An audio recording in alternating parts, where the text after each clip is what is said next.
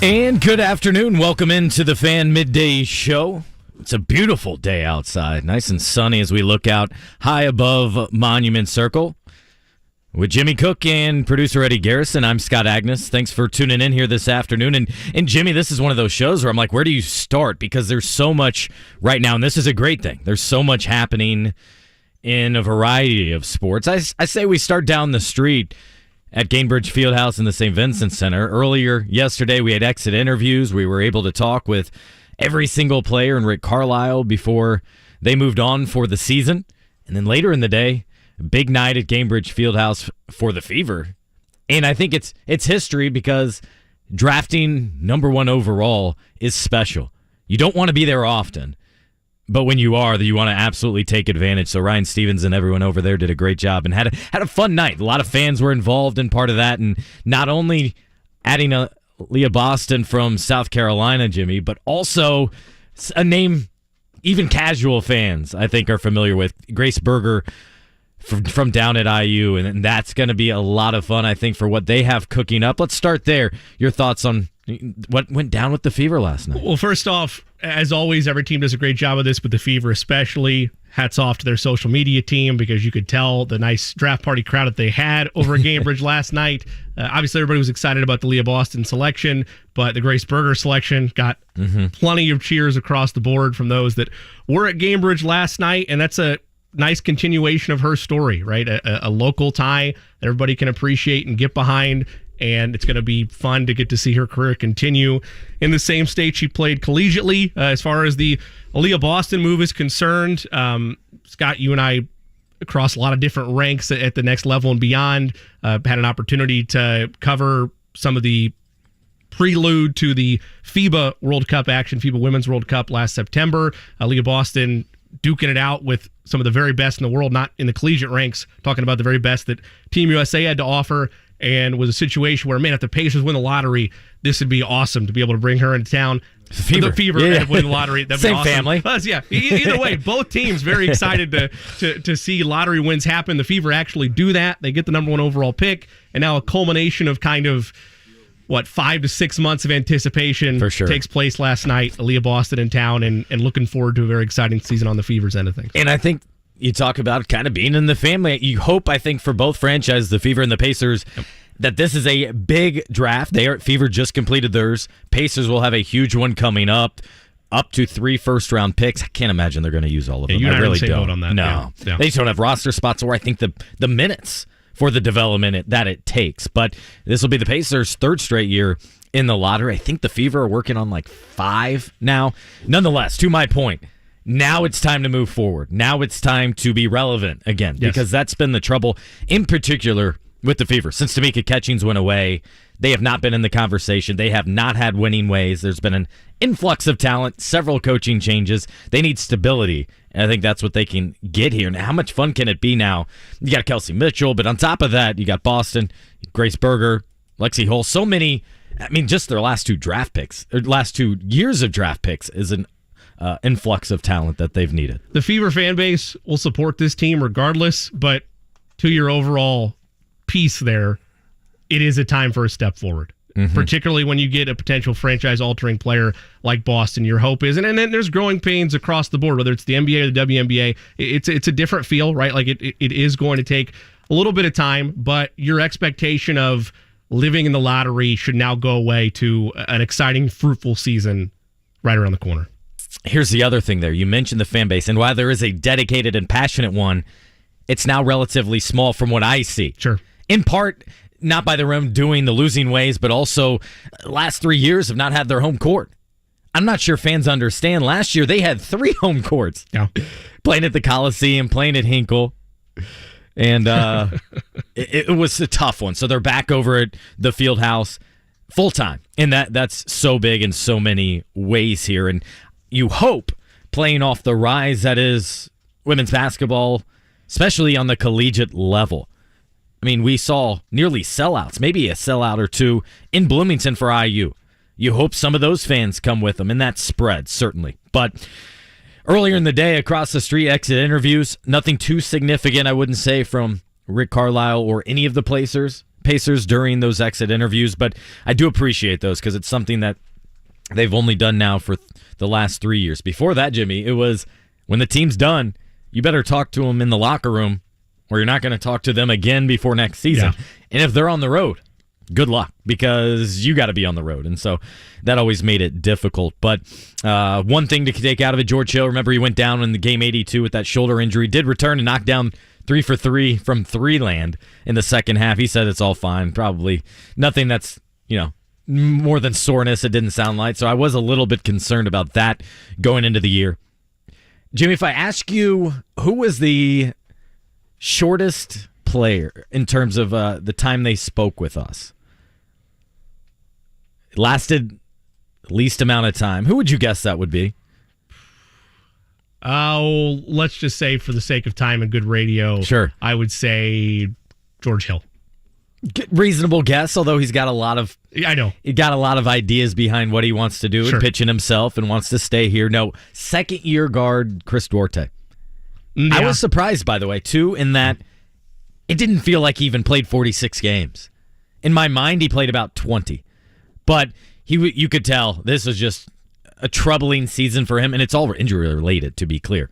He was just miserable. There was one sentence where he mentioned being healthy 3 times. Yeah. I got to be healthy because this year I wasn't healthy, and moving forward I want to be healthy. So, Chris, I asked, how healthy are you? I don't know, I'm getting there. I just want to be healthy. And it ended in under 3 minutes. I feel bad for him because I empathize with him because it's out of his control. He had that early injury that kept him out for 6 weeks, and then he never was the same there. So it seems like, to use his word, he's healthy-ish going into the summer. And it's a big summer because he's got to make some headway, whether it's here or whether it's elsewhere. He needs to reestablish who he is and what he can be. So I thought that was another grand takeaway from yesterday. Myles Turner wants to make sure this is not a flyover NBA city, which I had one fan reply to me like, since when is Indy, which is pretty sizable, termed it flyover? But it is when it comes to the NBA. Sure. Because it's not one of those grand markets. It's not by the water. It's not on the beach. It's not tax-free. It's not Cali. So it is one of those where, quite frankly, the Pacer franchise still has not attracted a key free agent. That's something they hope to do. I think Tyrese can play a big part of it. He downplayed it. But look around his team, right? Buddy, career year. Myles Turner, career year. Other players as well, TJ McConnell, but I think that was more of TJ's own doing. Tyrese had a significant impact on those other 2 guys. And so if I'm the front office, that's absolutely what you're selling to some of these free agents. And so maybe my last point of grand takeaways here, Jimmy, was how Rick Carlisle basically led with defense was not good enough. We have to make substantial changes. And that might come in different ways. It's not just here. Draft, free agency, trades. So that tells me right away they probably don't have the personnel, and I would agree, to completely defend the way in which they want to. They need to get back to that. I'm not saying elite. I'm not saying top 5 or top 7. But remember the old days when George Hill and Paul George and Dan Burke was running that defense? Yep. That's where they made their headway. That's how they got to the conference finals. Number one, they had Paul George and a good coaching staff and such, but doing it by committee, they did defense by committee, and the Pacers have really gotten away from that to the point where it's tough to watch even over the last 3 years defensively. Yeah, you look at a lot of casual NBA fans or casual Pacers fans just because of the fact that it's year 2 of this rebuild, and a lot of the counterpoints that'll get thrown at you is that, there's not a ton of defense that happens in the regular season. Look at these numbers, and regrettably where the Pacers are on that side of the floor is in that stereotype of just run and gun games that sometimes have flair of excitement on offense. You're putting up like 130 one night, but you're giving up 140 the next. How you fix all that, like you mentioned, is a couple personnel moves away. I know you highlighted this both at 1075thefan.com for your cover as well as on Fieldhouse Files, but it's pretty clear they still need to address somebody at the 4 slot. Still looking for, like you mentioned, a two-way wing. And you would hope as well there's big strides, and maybe this is me being the eternal optimist, I would like bigger strides, particularly on the defensive end, from Benedict Mathurin. Like, I want him to be in the same conversation as Tyrese Halliburton as the next face of the franchise. I've gone as far as to say, and again, I know this is greedy, and maybe it's not fair expectations, I would like to see him somewhere in the middle in terms of his overall around style of play of Danny Granger and Paul George. I'd like something in the middle of that. And it's a big ask. I get that, particularly for just a second-year player next year. But if he's able to take a leap defensively and you nail everything in the draft, again, another pressure cooker for Kevin Pritchard and company, regardless of how many picks they make, they're going to have tough decisions to make once the lottery reveals where they're picking.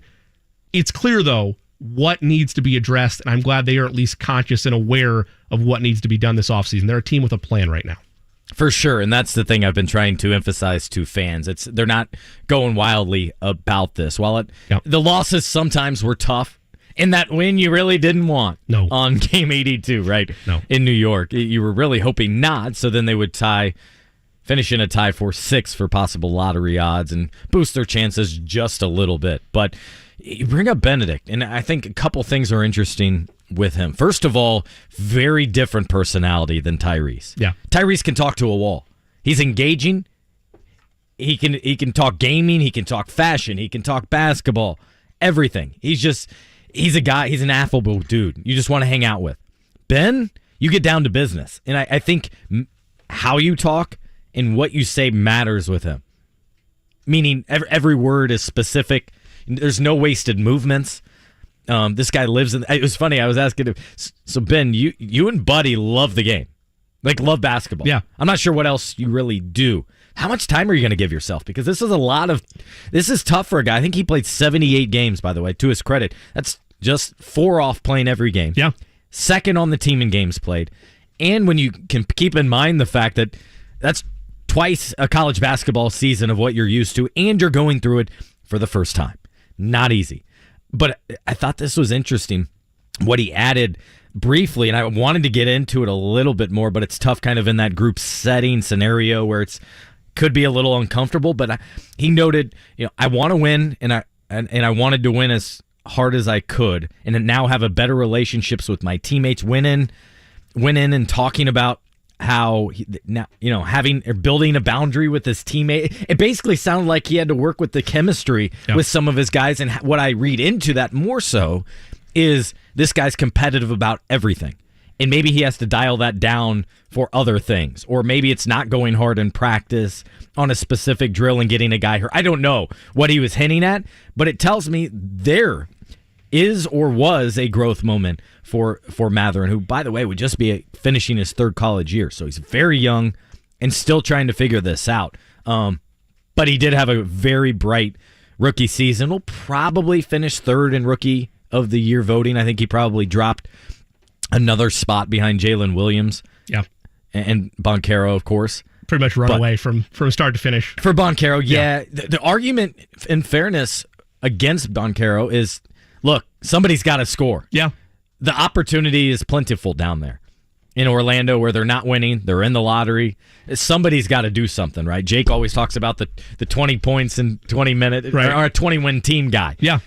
I think Paulo's better than that, but it's a fair critique. Yeah, that's the argument against that. But, I mean, Andrew Nembhard obviously exceeded all expectations, and Benedict, I think, did to a certain extent. Who expected him to get to the line 8 times per game and be able to take on that physical contact? Not being afraid of it, not shying away from it as a rookie, and not doing it to an extent. I mean, there were a couple times where you have an occasional reckless drive or maybe a pass that kind of left me scratching my head, but those are rookie stumbling blocks that you're going to have to overcome as you continue to get familiar with it. But yeah, as the season went on, to see that he's not afraid to try and go get a basket, to go make a play, and not afraid to do it aggressively, not settling for a 30-footer, those are all promising steps that you could have hoped for when he was drafted last June. Now you want to see, again, like you mentioned, how much time does he give himself, and then what is that offseason program like for him as he continues to do what every other prospect is trying to do, which is add something to your arsenal, add something new with your game. And for me, yes, I would like it to continue to fine-tune and improve on the offensive end, but yeah, I would like a big leap defensively for him. Starts defensively for him. The one thing I will add offensively is I don't want him to default to the drive. Yeah. Would love for him to catch and shoot. Would love for him to take 2 dribbles and pull up in a mid-range. Add different elements, because then this your first year. You're already on the scouting reports. Just imagine what that scouting report will look like next year. Yeah. And you don't know if officials will give you as much benefit of the doubt. I was actually surprised early in the season how much benefit of the doubt officials gave him. Now, later in the season, I don't think they gave him enough. And they were kind of saying, all right, get up, come on, that type of thing. But there's no doubt Trayce is the face of the team. He's going to be the guy. He was last year with DeAndre Aiden. Right. He'll fly with the front office, Rick Carlisle, sit in free agent meetings if needed or when asked. Not demanding it, to be clear. He wants to be involved as much as possible and wants great things for this franchise. I think Ben's that next guy. Andrew's kind of right there as well. And I think the rest is kind of to be determined. I do think Myles Turner can take another step above this season. I didn't, for him selfishly, I didn't like the fact that he didn't play to end the year because he hadn't due to injury the last couple of years. Right. He could have this year. I mean, I laughed. He was like, hey, the thing I love going into this offseason is I'm healthy for once, and I haven't been. And the skeptical fan at home's like, wait, you were healthy. You didn't play the last 3 weeks. What does that mean? Yeah, we all get it. And that was the right move. Sure. But for Myles, this is huge because last offseason for him was all about just trying to get healthy, to train his body. And on top of that, like the thing that I guess my biggest takeaway, or one of my biggest takeaway from exit interviews, is I combine the exit interviews with the entire last 365 days. Because if you told me a year ago that like not only would Myles Turner still be on this team, but that just the overall tone in general around him and the franchise would do a complete 180, I don't know that I believed you. Like I understand that he hasn't been necessarily locked in long term, but the fact they were able to get some type of extension down, and you're going to have, to your point, combining that with a healthy offseason for him, I don't know how much more you raise his potential ceiling, but it at least has me excited and not stressed about that for the first time in maybe 4 or 5 years. I think you're speaking for everyone, though. Yeah. That's the thing, too. Front office can breathe easier. Myles not only got his money in a very good deal for both sides, no doubt about that. Myles got paid handsomely, got it up front, so now his cap number's better if they do decide to trade him later on, and I'm not suggesting they will or should, but that's the thing you do consider when you reevaluate everything, as the Pacers should over there at the conclusion of the season. I think what will be interesting, and it seems like Rick Carlisle and his staff are very analytical at times, or data-driven in terms of lineups and what works and combinations and where we need to tweak things, stuff like that. My point here is I think they're going to do a lot of studies this offseason about groups, about lineups, about individuals, and the ways in which they can maximize that, or maybe a guy is not part of the future, and go from there. Because now you have a lot of data points for not just these first-year guys, but the second-year guys as well, like Isaiah Jackson, like Chris Duarte, and even beyond that, the third-year guys, Aaron Nesmith, Jordan Wara. I thought both of those guys coming in their first year with the team, and for Wara, his first 2 months with the team, and I think both easily exceeded expectations in a situation, Jimmy, where they just needed opportunity in a new team. That's exactly what they got, and I thought it worked out well for both sides.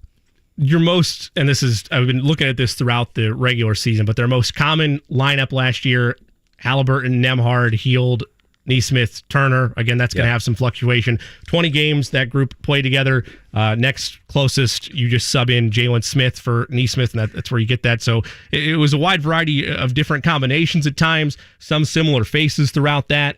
You would hope, and again, maybe this is a big ask from me, but I'm already putting pressure on him as it is when I'm comparing two franchise names with Danny Granger and Paul George. But yeah, you would like the idea that Bennett Mathurin wins that starting job and is your key starter, as you saw him towards the back end of the season as well, by the time the lineup is set in October.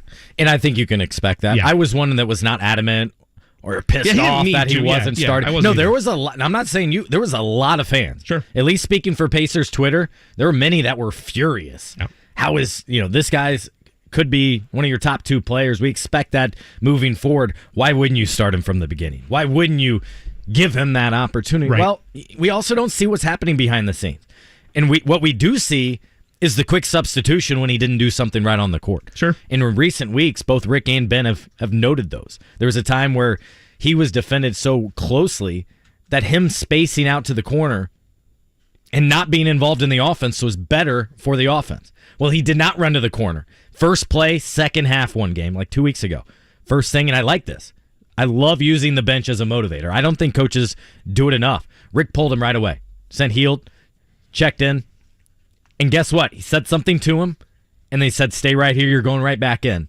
But we're not letting those little things slide. Not even in a season when it's about the lottery, when it's all about next year. So there was that moment, and then defensively, even Ben yesterday, it was joking, he was allowing a layup at New York, the last game. And so that's where he was critiqued himself the most. He goes, look, I play hard, I compete, but I even can admit I did not play hard on every single play last year, this past season. That's where I want to start with my improvement, is going hard every single play and not having those let-ups. And I think those tendencies for let-ups in a rookie season, a little bit more forgivable and understandable, just because of how much is asked of you and how much you're still learning on the fly. Two things with that. One, I would have been okay with a couple extra layups given up the other night against New York, but that's neither here nor there. You and me both. And then secondly, you can't, and Rick Carlisle is a pro's pro in every sense of the word. He is one of the most tenured coaches in the NBA. You can't be afraid, whether it's an all-star or a rookie, to your point, to utilize the bench when need be, particularly for these young players. Because at a minimum, if you're a fan base and you're accepting this season we're going to be in the lottery, which is obviously what happened, you want to see growth and you want to see coaches not afraid to set an example or to correct it. And like you said, throw them right back in, but hey, this is why I pulled you. And then we move on and we learn from it. Those are the type of aspects of growth that you could really hang your hat on as a fan looking for optimistic angles from this season. Bennett Mathurin in particular, because you're right, Scott. You want him to be, in an ideal world, a 1A, 1B, or a 1 and 2 with Halliburton and him, barring what happens in this year's draft. And then I would argue you really want to be able to draft, hopefully, your 1 or 2. Yeah. And one of those other guys is 2. It doesn't much matter the order here. But it proves to the point of they're missing that one more big piece. Yes. And that's why this lottery is so important. That's why, understandably so many people wanted to see that loss in Game 82, because the win means nothing to anyone but those players.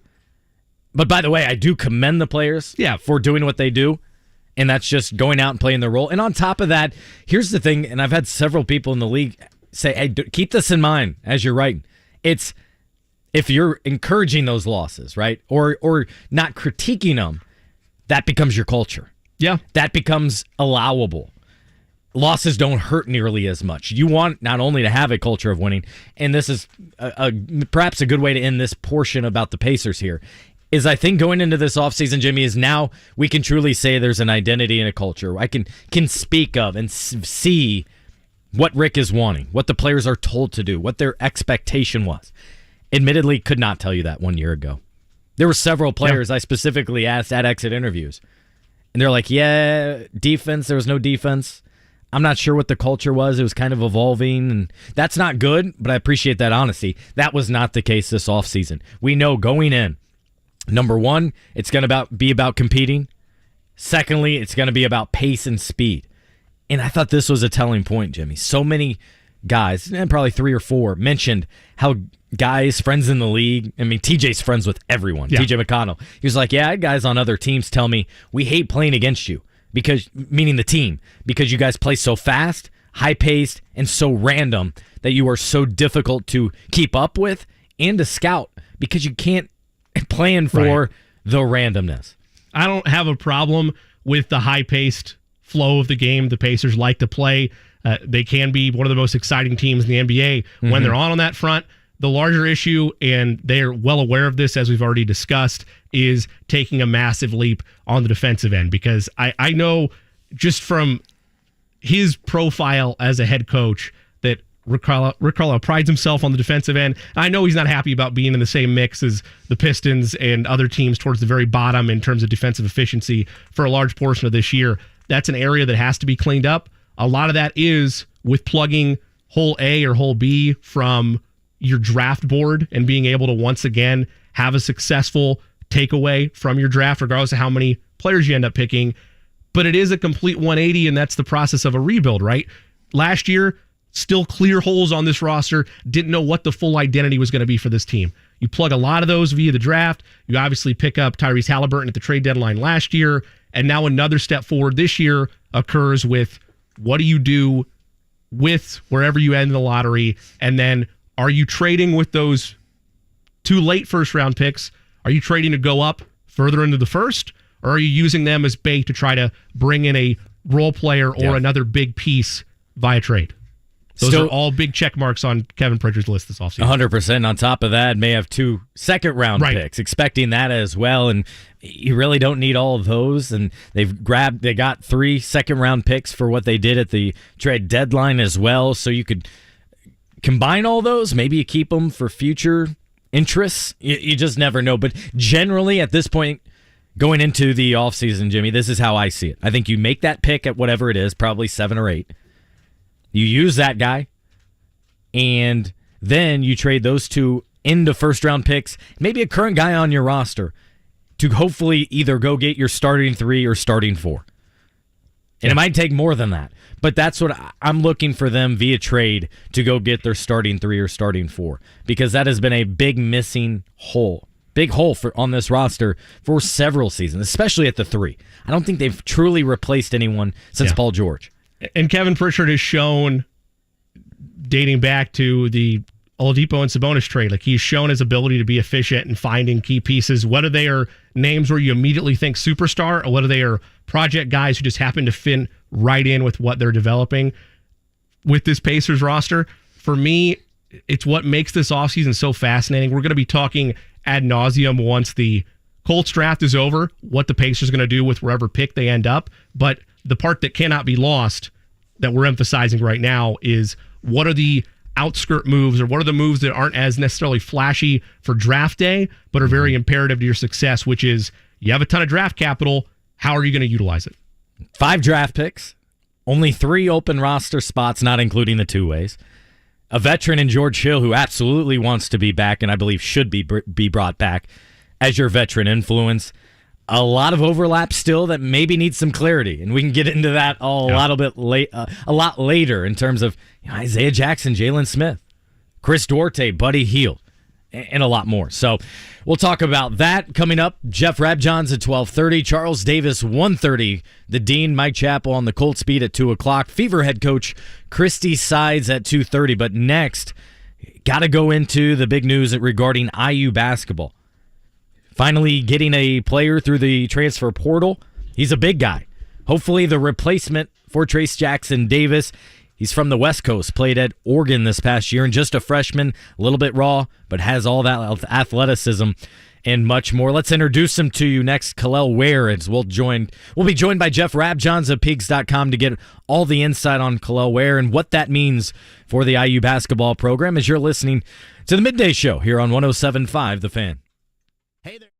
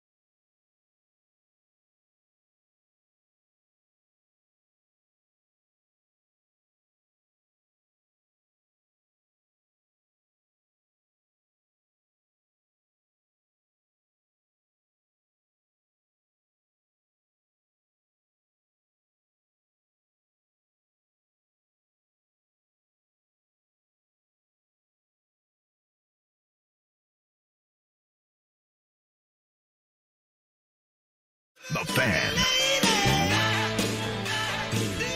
12:31 here on the Circle. This is the Fan Midday Show. Eddie Garrison dialing things up for us. Jimmy Cook, I'm Scott Agness. We now go to the hotline here to learn more about IU's latest addition. And there's nobody better on the IU beat than Jeff Rabjohns of Peaks.com. Rabby, what's going on, my friend? How you doing, brother? Everything good? I am, yeah. Pacer season wrapping up, and so kind of start turning our attention to the offseason, and I guess that also includes the college game. And I know as I was sitting at the Fever draft last night at the Fieldhouse, there goes the Twitter timeline blowing up about this new addition to the IU roster, Kel'el Ware.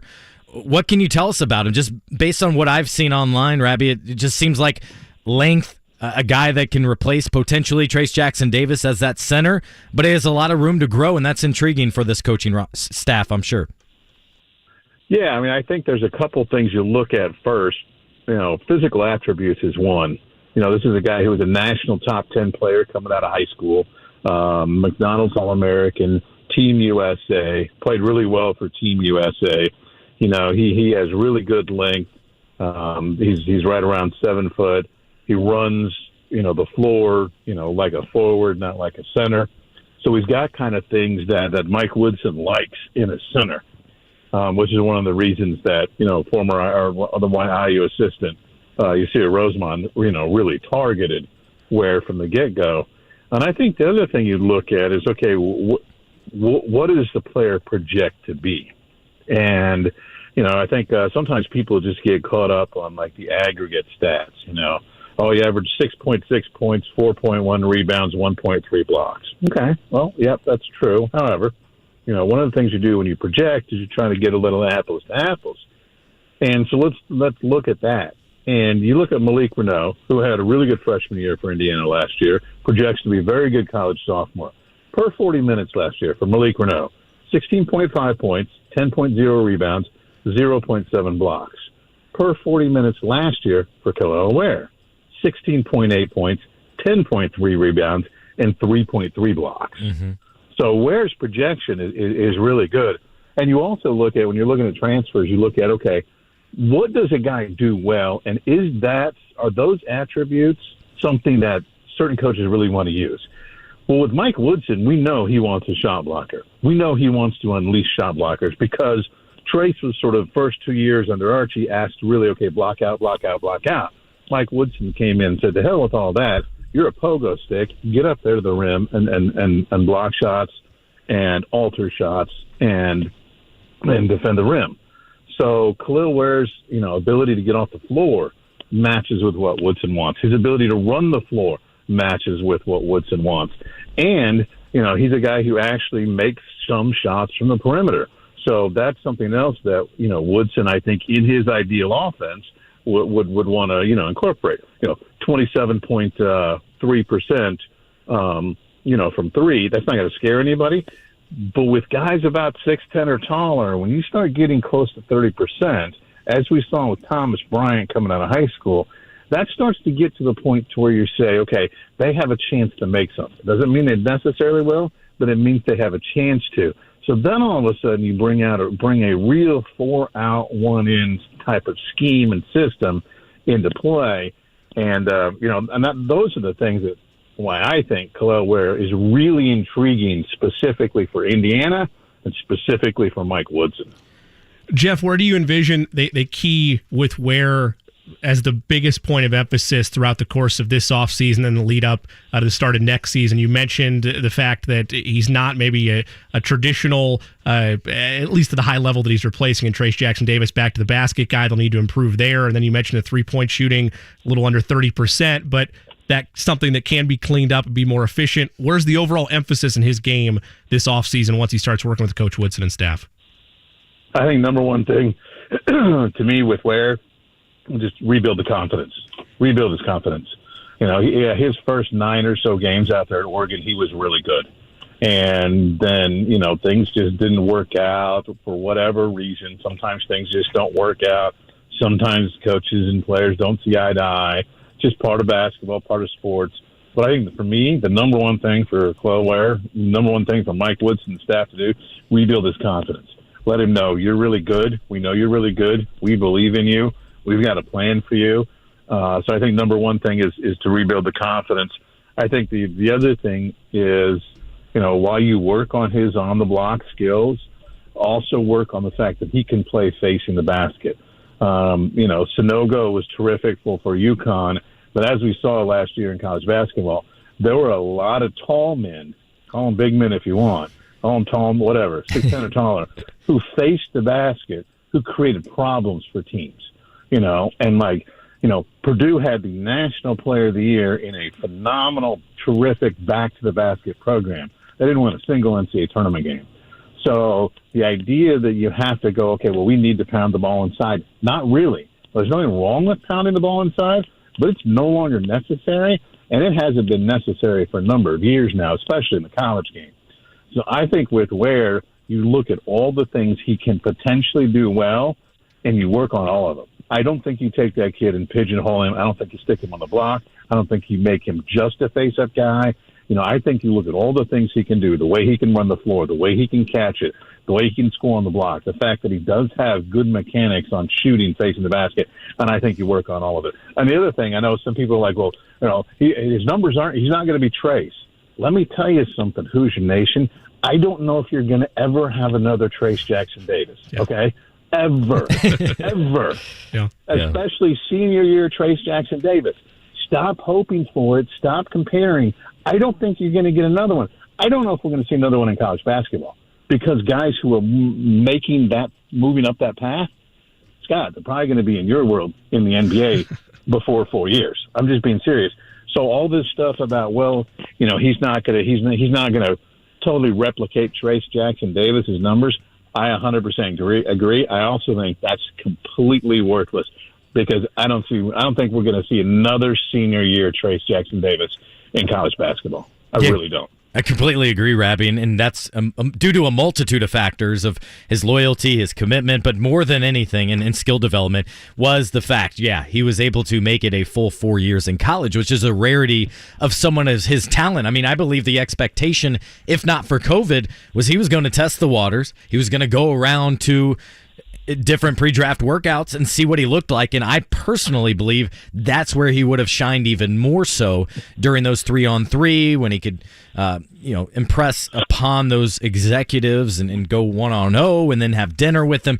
Nonetheless, Trayce had a fantastic NBA career, and then in terms of Kel'el Ware, Rabbi, as Jeff Rabjohns joins us of Peaks.com here, I really liked how you brought up the minutes and the flux of Ware's season in Oregon, because I think that's a telltale point of maybe what he went through and maybe how desirable a fresh start in a new situation with a group of coaches that believes in him can be important. He didn't start the first game of the season, started later on, was getting 36, 37 minutes, and then, as you mentioned, kind of a month and a half later, it felt like he was in the doghouse just based off the numbers. 10 minutes. 2 minutes, and by the end of the season was not starting again. And I can't emphasize enough how much a situation and fit means to a player no matter what level you're playing on.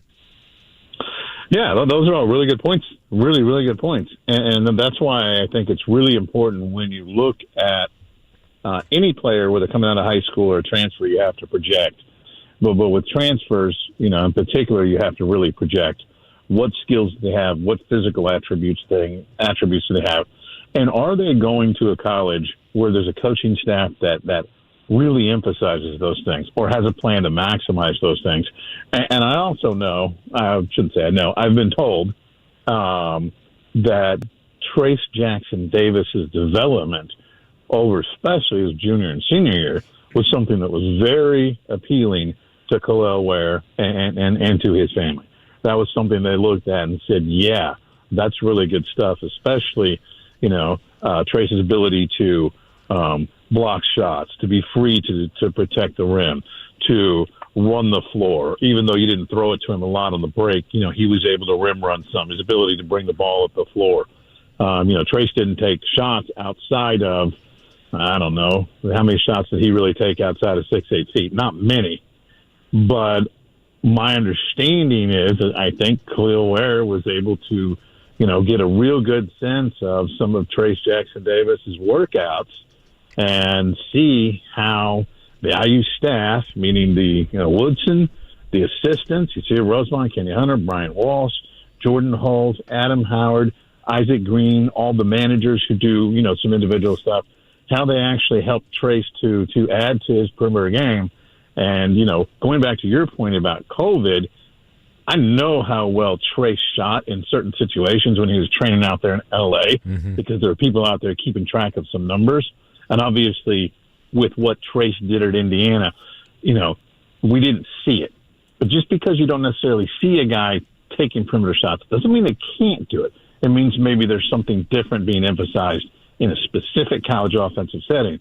But what I'm saying is there were things as far as player development that I believe Kel'el Ware and his family were made aware of. And I think that's another thing that made Indiana and Indiana's plan and Mike Woodson's developmental strategy, I think that made it pretty appealing to Ware and his family. You brought up a really interesting point that you led me down that road. And that's the one thing that surprised me with Trayce this season was for the third time in 4 years, Rabbi, he did not attempt a three-point shot. And I know that's something that NBA scouts and executives wanted to see. Could he stretch the floor? And I expected a little bit of, Mike Woodson allowing for, hey, we not just allow, but we want you to take at least 2 threes per game or something like that, knowing that would be beneficial to future Trayce. Any idea why we did not see that this year? I think a little bit of it was Trayce just became so dominant. There was a little bit of why mess with what's working. Here's a guy who is a National Player of the Year candidate. He was the first player in college basketball in 25 years to do A, B, C, D, E, F, and G. We don't have time today on the radio to go through to go through his resume. But, the 19 plus points per game, double digit rebounds, the 2.5 or more blocks per game, 4.0 assists or more per game. I think a little bit of it was his game just got so dominant at the college level. There was just a little bit of like, okay, let's not mess with this. And I think there was a little bit of it with IU's offense that sometimes IU needed Trayce Jackson-Davis to be Superman to win Big Ten games. So it was a little bit of, okay, we know how to make him Superman. We need him to be Superman. Let's just not mess with Superman. And let's just go. Everybody got a hold of the cape tonight? Okay. Right, Trayce, carry us home. I think there was now it's not quite that simplistic, but I do think that was a little bit of that to it because there were times IU's offense outside of Trayce Jackson-Davis and Jalen Hedgefino, it did kind of bog down. It really bogged down. But Trayce was so good. I remember talking to a couple Big Ten assistant coaches, and I was like, "What exactly do you do when you try to play against Trayce?" And they were like, "You hope and you pray that he screws up." And I was like, "Well, okay, but what are you actually trying to do?" They're like, "You looked at our roster. We don't have anybody who can stop him. You just try to annoy him a little bit and hope that he only goes for 20 instead of 30. So I think a little bit of that was just, and I also think Trayce reached a level. There was great comfort in certain things that he had incredible confidence in. Yeah. So instead of going to something where there's less confidence, sometimes you ride what you're confident in. Jeff Rabjohns of P.com, nice enough to take some time with us. Jeff, last question on my end. First domino of what Hoosiers fans hope are many in what has been anticipated to be a portal year. You look at guys like Jalen DeLoach and Chris Ledlum. Where's next to fall? Where does the attention kind of turn for this group as they continue to try to hammer down their needs in the portal? I think fans should turn their attention more toward guards and wings. I think that's where we're going to see more attention. And then from the IU perspective, there was attention all across the boards: guards, wings, forwards, and post players. But Indiana has, Indiana wanted up front. They wanted, elite talent to have a chance to start. Well, you have that in Kel'el Ware.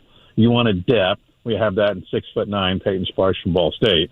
So yeah, DeLoach and the other post players. If I'm an IU fan, I would not focus my attention there at this point in time. I would focus my attention more guards, wings, and players like that. Obviously, Dalton Connect from Northern Colorado is a player that Indiana talked with quite a bit. They had a very good Zoom call with him. He's made a visit out to Oregon, and he's mulling where else he wants to visit. If he wants to visit, that's up to him. L. Ellis from Louisville is somebody that IU's taking a look at. Still maybe a little early to be determined if he's a real prospect that is going to consider IU, but he's somebody to kind of keep in mind. And obviously Chris Ledlam from Harvard, he's a primary target. He just came and did an official visit at Indiana. So IU has a lot of focus on him.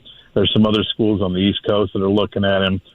He has a visit scheduled as of this point for Tennessee. So that's another school to keep in mind with him. But Chris Ledlam's very veteran presence. 6'6" forward, average nearly 19 points per game.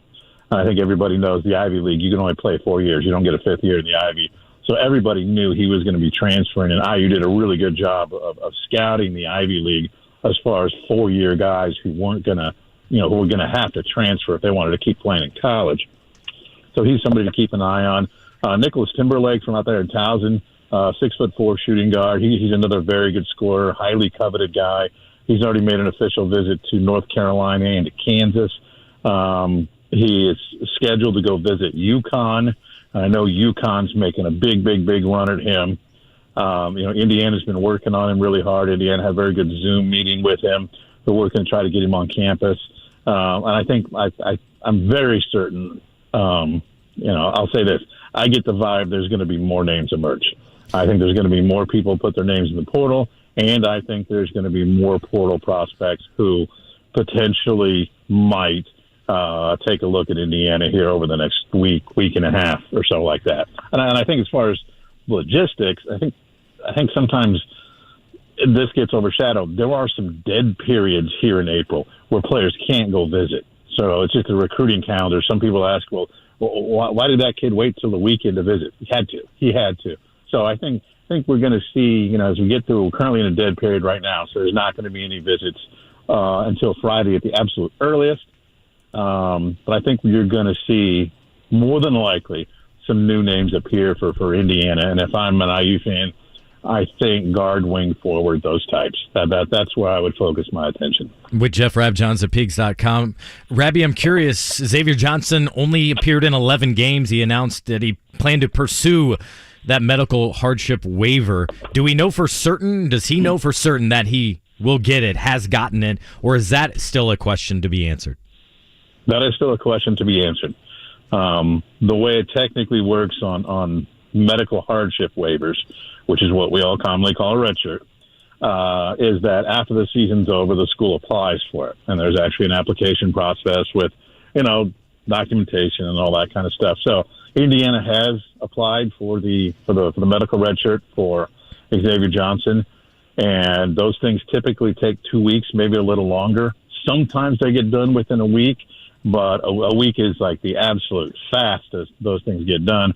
Usually you're talking more like 2 or 3 weeks.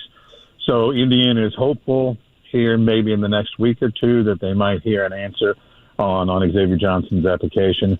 And they're hopeful, but there's no guarantee on these things. There's no guarantee. So Indiana's going to wait and see. And then there is a second part of the process. If you don't get the medical red shirt, then you can appeal. So let's say it gets denied. That's not the end of the world. You can't have an opportunity to appeal for it. But as of right now, that is still to be determined in the future. And that's exactly why I wanted to ask. That was not something we should assume is done at this point. I don't know why he wouldn't get it, but that's another thing for them to check off this offseason. Rabbi, appreciate the time as always. Great insight. Hey, always good hanging out with you. Take care, boys. See you. Thanks, Jeff. That's Jeff Rabjohns of Peaks.com. Good stuff with him. And you could see, Jimmy, I think the key takeaway is not only does Kel'el Ware, the latest to commit to IU, need a fresh start badly from what he had experienced last year, Jimmy, there's going to be a lot more moves to come the way he was talking. Yeah, I mean, we knew this going in, right? Once the season ended and you see the different just aspects of this roster, that it was going to be a transfer portal type year based on just where they were with the recruiting class for this season and also just kind of setting themselves up for what 2023, 2024 would look like. Good first piece. Happy for Kel'el Ware. You hope that Coach Woodson and company are able to get out of him what wasn't able to be found and processed in Oregon, and then Yeah, if you're an IU fan, this is the anxious kind of driven part of the spring is, okay, what's next? What's the next move? Where are we going now? And a great insight and observations from Jeff to kind of point us where we need to be. Yeah, and they still have 3 scholarships open. Sounds like there might be a couple more that might open up. The big thing I keep stressing is I can't believe IU has not had a fantastic shooter over the last several years. I mean, it feels like 5, 6 at least. There's no reason in my mind that IU doesn't have 2 dead straightaway shooters, 44% that they can rely on. Now, I will give credit, I think in the tournament, Miller Kopp came alive and really knocked some down, but I liked more of what Kopp did as a glue guy, as a defender, as a help side, high IQ guy, more than his three-point shooting throughout the season. And that's one area, especially right here in Indiana, where we value shooters. I think that's got to be improved upon. Yeah, you thought that for a while, a lot of the fan base does as well, that Kopp might be able to fill that void, and it'd be the next one of, okay, this finally just dry spell is completed. One thing I like about Kel'el Ware, it needs to be worked on, it needs to be more efficient, but the idea of the style of offense that Coach Woodson wants to run, having a big that can stretch the floor, that only adds to the intrigue of what this roster is going to look like next year. Completely, yeah. I love IU basketball, though. The fact that, it's April. It's kind of like the NFL is when you can talk about them anytime. There's interest. It's going to garner that interest and demand because of what it is and the weight it carries. No doubt.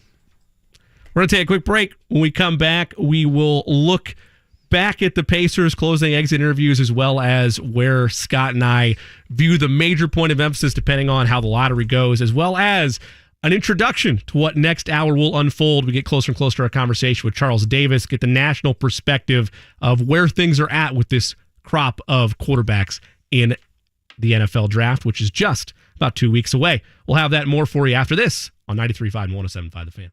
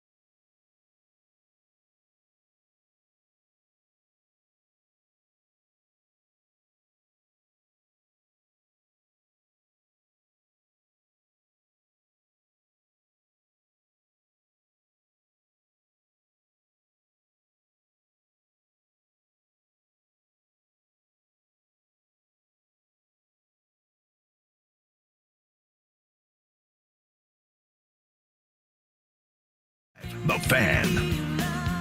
Welcome back to the Fan Midday Show. Alongside Scott Agness, I'm Jimmy Cook. Kind of a quick segment here as we went a little long with Jeff Rabjohns, but always good to get a little taste of where IU basketball is headed in, again, what's been deemed a transfer portal year and already getting their first step forward in that regard with Kel'el Ware. Scott, I know we kind of mentioned this to start the show in the first hour. We're going to dive into this next segment, but you mentioned exit interview takeaways, and I want to ask this to you, I guess, before we go to break. You look at the roster where things stand right now. As you mentioned, all 17 players had conversations with the media yesterday, or all 17 members of the team had conversations via coaches, via players. We're all there. You were part of those conversations.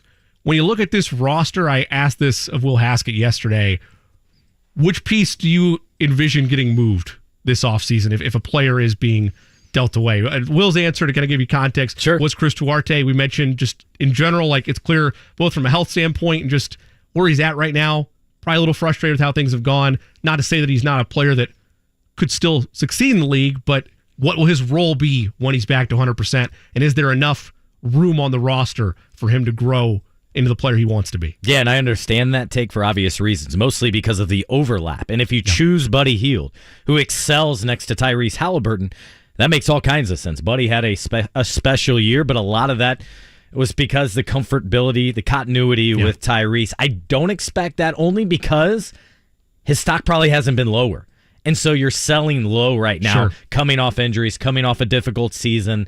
You did have, I know, several opposing scouts that were here and at other games trying to look and see what he might look like at the trade deadline if they look to acquire him. For me, I think it's up front. And I can't give you one name, but I think you need to choose between. Yeah. You have to choose, I believe, between Isaiah Jackson and Jalen Smith. I don't think we all need to see them run it back with Myles as the starting center and then the game of alternating. That's not good for the future of the team. Scott Agness, I am Jimmy Cook. We're going to take a quick break. When we come back, we'll shift gears towards the Indianapolis Colts, and maybe the price wouldn't be too high to take a move up to 3. We'll dive into that a little bit deeper on the other side here on the Fan Midday Show, 93.5, 107.5 The Fan. Indiana.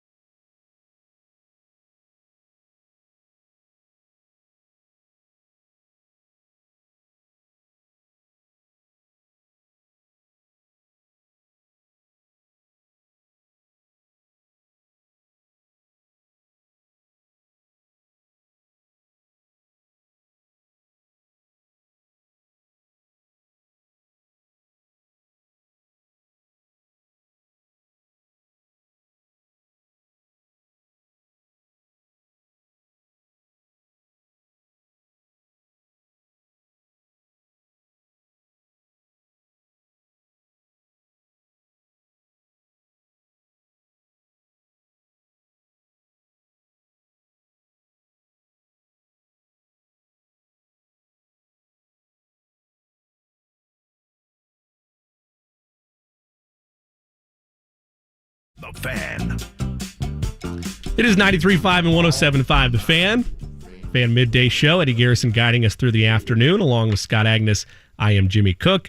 The mock drafts continue to flow through, most recently on ESPN.com. And this is one where I can't tell if Mel Kiper is just trying to light a fire underneath the Colts fan base, whether he's still kind of poking holes there, or whether he views it as a legitimate opportunity for this trade to happen. We talk about the price being too expensive for the Colts to trade up from 4 to 3. Is it really worth it when you look at both these quarterbacks as potential projects? And we also talk about the fact that you might have to play a little bit of defense, Scott, when you have one team in front of you that's not going to take a quarterback in the Cardinals, but they can use that as bait and try to maybe get a small little ransom from a team that does need a quarterback.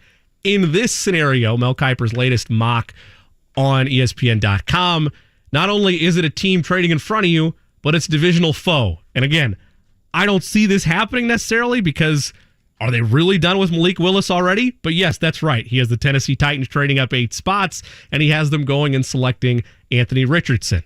I've always been the camp of Anthony Richardson versus Will Levis in this regard. I just like his upside a little bit better.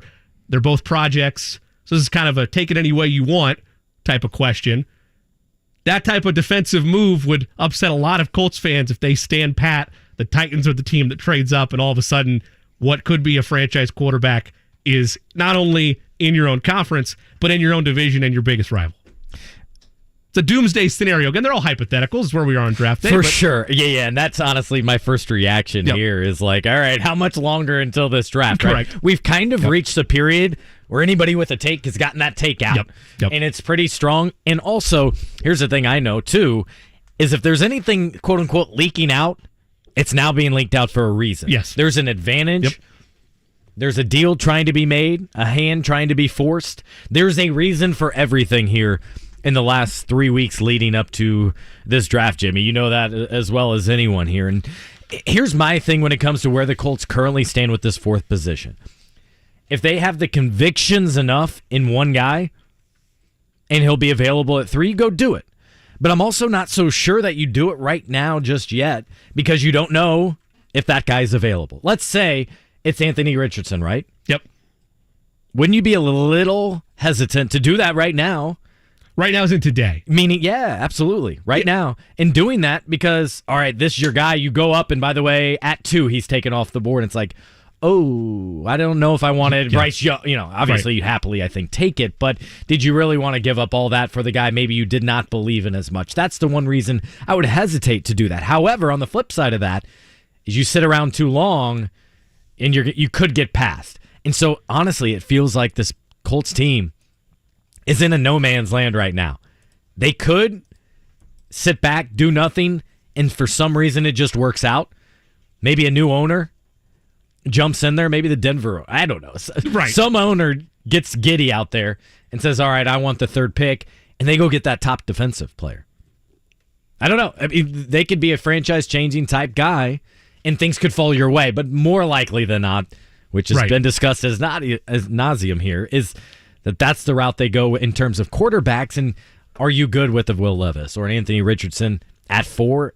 I'm not sure you give up enough assets to move up one spot. One of the scenarios that plays out, and this was we talked about this last week from Todd McShay, and our own Kevin Bowen had highlighted as well, kind of giving us daily updates of where the mocks are at and what the word on the street is for what the Colts could potentially do or who could beat them to the punch and trade up, is where the trade will occur, like would be on draft day in my mind. Regardless of who it is, I would be a little surprised if this week or today, to your point, if somebody's trading up with Arizona right now to make that move.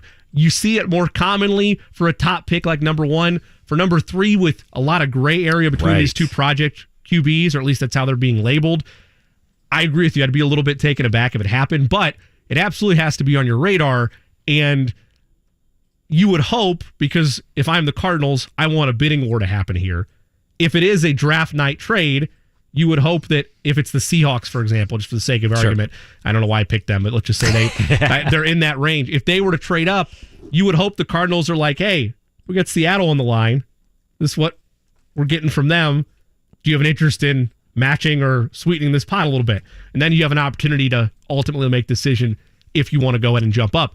The waters are going to continue to get muddy, to your overall point. We've seen it in every mock draft. We've seen it with Adam Schefter reporting yesterday that there's been a number of teams inquiring with Arizona about that third overall selection. Jimmy, what did I just tell you to open the segment? Exactly. The waters are being muddied a bit for an advantage purpose for each of these teams, for each of these agents, for each of these prospects. This is not a move I'm making today, but I am keeping it on the front of Colts fans' minds that if they really believe in Levis or Richardson and there is enough chatter, or not even chatter, factual, hey, it's the Cardinals, we just got a call from the Raiders, this is really happening. If you really believe in Levis or Richardson, you counter and you make the move. That whiff that you just referenced from Adam Schefter is there's interest in multiple suitors. Yeah. If you're telling people that, to me, man, we got no interest. Yeah. We got no interest over here. Let's go to the number one news source and make a deal with him. Let's make it work with him. We'll tell him who we draft, and let's see if he can help us drum up some interest, because right now we're not getting what I wanted. To use the Andrew Brandt translation, the only reason that's put out there is they're sitting back. That's all we're getting? Nah, we can do better. Yeah. Otherwise, you don't need to advertise it. Right. And particularly, the phones are off the hook. Yes. Because you have 10 teams lining up for the number 3 pick. I envision, like I said, this being a type of move that happens on draft day. My biggest issue, and again, the further we get towards the draft, which again is about 16 days away to be exact right now, the more I find myself leaning towards Anthony Richardson. I understand the I don't want to say consensus, but the belief is that the floor is better and maybe cleaner for Will Levis. But at the end of the day, they're both project guys, and there's both items of their game you're going to have to clean up. That's where I start to look at more of the upside of the two prospects, more of the athleticism, more of the, wow, what a game-changing play that he made there in open space, or made a couple defenders miss and got creative on the fly. That's the type of stuff that really excites me, and why I kind of lead more towards Richardson, to the point that, yeah, if someone does leapfrog them on draft day, I'm going to be a little bit irritated by it. I won't lie, I just will. Here becomes, I think, the bigger point in all this. It's time for the Colts to step up and take a swing at the plate. Yeah. And pick one. Yes. Right. To the broader point is not go back to the 38-year-old, not go back to the used bookstore here, so to speak, sure, and go down that road. It's important for the the Colts to have a clear direction of what they want to go, invest in a guy, and give it a chance, because that's a route they have not gone down in quite a while. And that does not necessarily mean, by the way, that you don't maybe trade back and go get a Hendon Hooker. Sure. Probably less so, because when you're up that high, you have a better chance, a better opportunity for success. But I think that's probably, for all you fans listening out in your cars or on your iPhone right now, I think that's probably the general consensus, is we want to have optimism, we want to see something different, and we want to have a reason for potential future success, and not keep running it back with the second-hand players. I think the larger issue for me is that I've posed this question to a number of our beat writers of, well, look, there's a serious track record. We have clear evidence over the last couple of drafts, or at least over his tenure as a general manager. Chris Ballard is not afraid to trade back if he doesn't like what he sees. The other side of that coin, though, is that there's clear pressure from Jim Irsay that it's not a retread year. It is time to what you just mentioned. Take a swing at the plate and take one of these prospects. But the idea that if they really don't have the type of conviction towards, just let's say Will Levis, for example. I know they sent their whole convoy to go visit with him last week or 2 weeks ago, whenever it was. There's a lot of buzz around Will Levis. How much of it is agent driven? How much of it is, this is really a guy the Colts honestly want on their board? But if that conviction and belief isn't there, I'm okay with the trade back, whether it's Hendon Hooker or whether it is stockpiling a couple more assets, because we have this every year, this cycle of 3 or 4 QBs of, these guys are going to be franchise-altering players, and then only 1 or 2 of them actually end up being that. And if you're wrong with Levis, I know some Colts fans will be like, we finally took a swing, we took a chance. That shouldn't be good enough for you. You don't just want to swing, you want it to be a home run. You want it to be knocked out of the park. And if you don't think Levis or Richardson are that, maybe you look at best available, or maybe you look at trading back. This is where I go. This is why you hire people like a Chris Ballard. It's pressure. There's no sure things. But guess what? That's why you're paying the guy millions of dollars to make that decision and hope it pans out and have the convictions to believe that it'll pan out. I have no problem generally of trading back if you can pick up another asset or two. I mean, the perfect example of this during his peak years was Bill Belichick. I mean, how rarely did he pick anyone high up and he'd trade back like his second-round pick and pick up 4 other assets in doing so, and showed that if you could draft well, especially in those middle, if you can draft well 3, 4, and 5, that's where you earn your money. Any GM can have some good success with their first and second first-round picks there.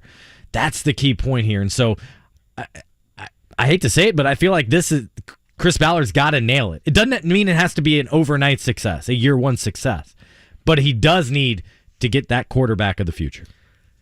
Yesterday, and we're going to have him on in the coming weeks, and obviously he'll make the rounds as well for sure here on The Fan, but one of our favorites in Dane Brugler released his monster of a scouting report, The Beast, on The Athletic, where he breaks down pretty much every prospect you can think of and gives just the overall rundown of what they did in college, in general, their football upbringing, their weaknesses, their strengths.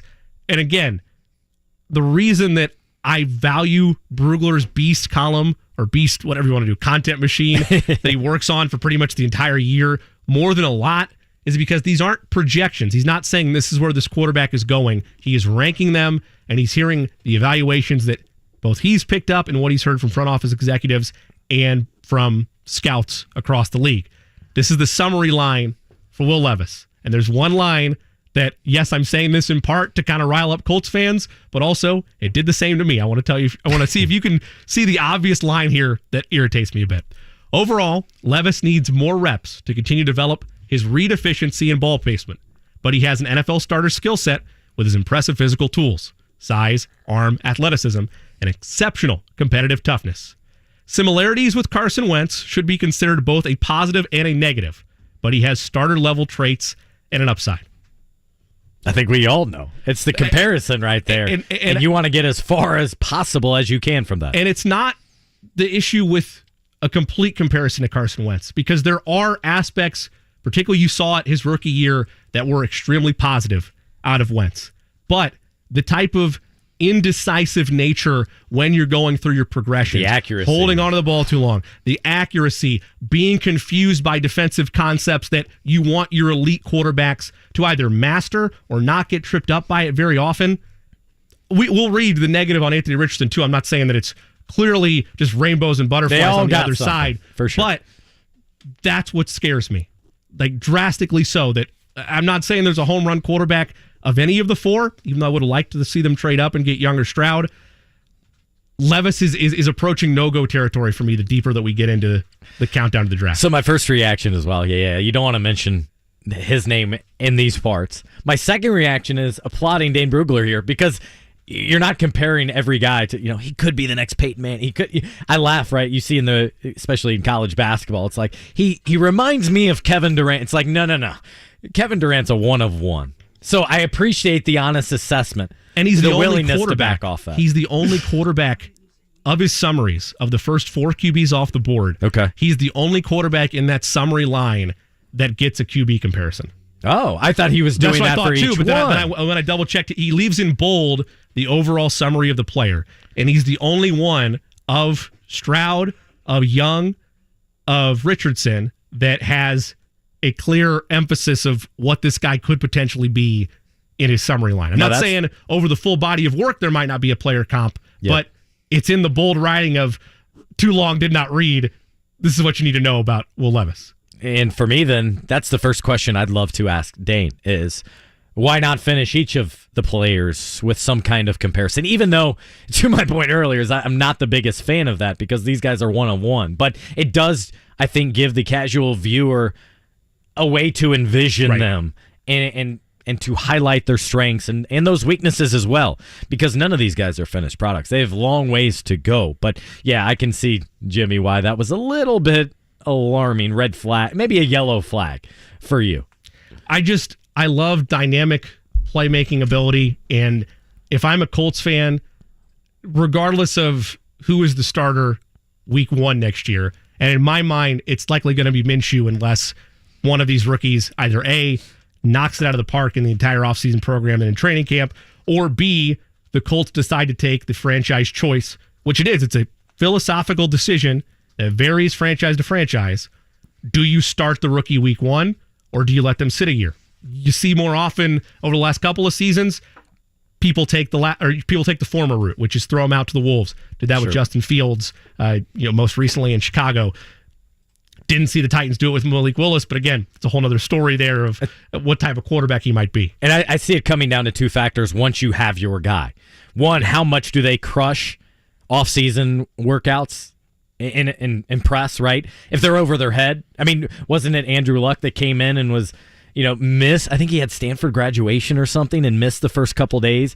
Came in the tale was that he was already calling audibles from the playbook in which his teammates hadn't gotten that far yet. So, if a player is at that level, then I would absolutely trend to start him more because I hear about it all season with these Pacers, Jimmy. Nothing better than experience. Yeah. I mean, so many of them, from Jordan Nwora, from Aaron Nesmith, is just sitting on the bench. You're not able to grasp and truly understand the game and truly understand what it takes. And same scenario here in a very different game. You still need those reps. You can't really practice those progressions, and I think that was something we've seen from these Colts quarterbacks in recent history is you want the quick, decisive, and then on-target throw. And so if they're on it in that off-season training, and if not, then maybe you start Gardner Minshew for the first, let's call it 6 games. Yeah. Then you make that slow progression and flip the switch. I would be stunned if Minshew started, outside of needing to because of injuries, starting the first 10 games by himself. I would fully expect at some point that baton's going to be passed. It has to be because he's not the long-term guy. For the interest of fairness, just to make, in the interest of transparency, the last line on Anthony Richardson in the summary column, again, this on The Beast on The Athletic. Dane Brugler does a really nice job in general of providing you with just very in-depth content of what to expect from each one of these prospects. Again, this of Anthony Richardson. Overall, Richardson's volatile accuracy and decision-making cloud his evaluation, but he's a freak show talent with special size, speed, and arm strength, and he put enough promising plays on film to be optimistic about his potential ceiling. Fits an RPO or NFL vertical passing offense that will utilize his athleticism as well, but he needs on-field reps and a patient coaching staff willing to weather the early storm. Again, to kind of compare the two quarterbacks, and this is what's going to continue to happen between now and the draft, you understand there are questions around decision-making. There is question about Richardson's accuracy, but as we've kind of tried to put to bed a little bit, and Eddie's done a good job on that front as well, some of that is when you look at his placement and putting balls in the right spot, he's done that efficiently. There's been a number of situations where receivers just didn't catch the ball. So is it still an area where you need improvement? Absolutely. But they're both projects, and for me, I don't want a floor guy. I don't want, I know this is a bad example for some because there's some people that look at what he did in San Francisco and think, oh, he's an elite level quarterback. I don't want Jimmy Garoppolo. I don't. I don't want. Maybe the last couple of years, but not now. Yeah. But you want that big picture, bigger success. I get it. Mac Jones feels unfair. That's what I was going to say, is I don't want Mac Jones. I don't want somebody that you can just put and plug in. I don't want Kirk Cousins. I want a dynamic, dual threat quarterback that keeps defenses guessing and is just entertaining on a weekly basis. Anthony Richardson is that guy for me, to the point that if there is a bidding war that takes place at 3, if you're looking at sending a third or a fourth, or maybe sending both because you believe in him, I make that move. Again, I'm not saying to set yourself up where there's a clear line. I'm not giving up a first next year. I was just going to say, if you're doing a pick swap and a third or a fourth rounder or a future third or fourth rounder to ensure you get that guy, it's got to take more than that. Well, again, I'm citing that because that was McShay's latest mock. He projected a Colts trade. It was a pick swap, right? First to first, so they give up 3 to 4, right? And then the Colts were sending a third and a fourth along with it. If that's the price tag, regardless of if you're in Levis camp or Richardson camp, if that's the price tag and they really believe in it, take fate out of the equation. Go get him. I completely agree with what you said. I can't imagine.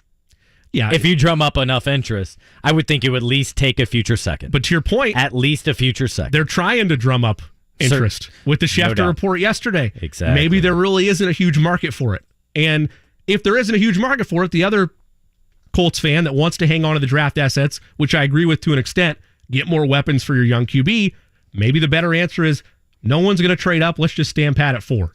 And it's hard to argue if it goes quarterback, and then the Cardinals take Jalen Carter. Yeah, then why would you trade up? And seemingly that could play out, Sure. and that almost would be the perfect scenario for the Colts. And the hard reasoning to stand still. Yes. Is maybe the Cardinals don't get anything that exciting and won't have the opportunity with anyone else to just flip back one spot, right? Yeah. It might be having to go from 3 to 9 and getting to 3 and 4, let's say. I'm not sure you're doing that if you're Arizona just for those 2 additional picks. I think you rather go get a top defense player, a key guy in a different position that fits your bill. And yeah, that's where we're at right now. But I'll be very curious more than anything here, Jimmy, to see, and I believe it'll go this route, is I think Arizona will keep it till draft day. That's what I think happens too. I'd be stunned to see something done here 3 weeks in advance. Because what you want, at least in my mind, if I'm trying to game the system or I'm trying to take advantage of as much pressure as I can on the other teams, nothing screams it like draft night. There's no waiting period of, let me sleep on it. No, this is the time where if you want to make the move, you have to go ahead and make it. It's the old deadline spur action. Right. Deadline's tonight. For the Cardinals, though, the reason I think that maybe a 3 or 4 could make it work if they were to do a hypothetical trade-up is that they're still guaranteed to get their defensive player. They're not moving further down the board like Correct. they would if Seattle or if Las Vegas is making that trade. There you're dropping 4 or 5 spots, and you're no longer guaranteed to get, assuming they want a defensive player, Will Anderson or Jalen Carter. A Colts swap, you're moving down 1 spot. They're taking a quarterback. You know that. You know you're getting your guy. You got a free 3rd and 4th round pick out of it. It might not have been what you wanted when you had Schefter kind of muddy the waters a bit, if that's what happened, but you're still getting draft capital and you're still getting your guy. And I'll tell you what, this is where those secondary front office guys play a huge role. Yeah. They're the ones especially that are on the ground, using their contacts. Half the game, especially in that final week, Jimmy, leading up to the draft, you've already done the work on the players. It's trying to anticipate those ahead of you. It's trying to know, hey, guys, I kind of know Arizona's locked in on X guy. Sure. And if you know that, there's no way you're offering You put your feet up. any additional assets because you know, hey, it's going to be this player that's not even on our radar. We're still getting our guy, and guess what? We don't have to make any changes. So I would fully expect these last couple of weeks, after evaluating these quarterbacks, which I found interesting, Jimmy, the fact that the Colts seemingly only sent like a secondary guy, meaning like a assistant GM or assistant quarterbacks coach to the pro days, and then the Colts wanted something on their own, which tells me they want to keep whatever they observe, whatever drills they emphasize, etc. They want that stuff off limits to which only they know, versus media and such all coming down there, maybe a televised live for their pro day. And I would assume here too is those pro days are scripted by the player. They're scripted by his quarterbacks coach, all that. I would assume, maybe we can ask Chappell coming up at 2 o'clock here, these private workouts, I wouldn't be so surprised if it's the team dictating that a little bit more. And if so, then I would fully understand why you do that, because you want to make them a little bit uncomfortable. You want to put them in the spots where you need clarity about can they do this? Can they do this with accuracy? And so that was the big thing I was circling is, okay, these Colts in particular want private workouts with each of these elite quarterbacks. For you, and I understand that you're juggling a number of hats, it calms down briefly for you here with the Pacer season being done, but you talked about how we've heard pretty much everything you can on the quarterback front, on the draft front. Have you been influenced in a way? Do you have a lean one way or the other on Levis or Richardson in terms of what you want to see over at Lucas Oil Stadium next year and the years to come? I'll first say I still stand by C.J. Stroud as my number one guy. Sure. That's what I said, I think, a month or two ago. Whatever it was when we hosted recently, I said him over Bryce. I still stand by that. I think he has the bigger... You talked about trying to hit big. Yeah. Swing for have that bigger upside. I think I still am adamant about that. I still need to see more of these secondary too, but I still lean more Anthony Richardson. There's something special and unique, I think, about his skill set that gives him a leg up to have that success. There's several things, obviously, we're not going to be prone to. His reads, breaking down tape. That was one of the things that really intrigues me about Bryce Young that we heard the Alabama coaches talk about. He'd come in on a Sunday and have the game report from the last weekend already, the scouting report, those things mean a lot to me. I realize, too, those are great bullet points for a college program to highlight in media hits and with future NFL teams. But that means something to me. But to your point, I would lean still Anthony Richardson. How about you? I'm in the same boat. Like I said, I'm really banging the drum for Anthony Richardson as things stand. Love the upside of it all. You've been there for a while. It's just, I don't know. We'll dive into it deeper as the show goes on. I know we're up against it. I have Charles Davis here, but there's enough concern with both those prospects where I lean more towards the upside. I'd like to bring Anthony Richardson into the Colts and their future moving forward. We'll dive into that a little bit with Charles Davis, go big picture NFL as well of NFL Network. Nice enough to take some time with us here on 93.5 and 107.5 The Fan.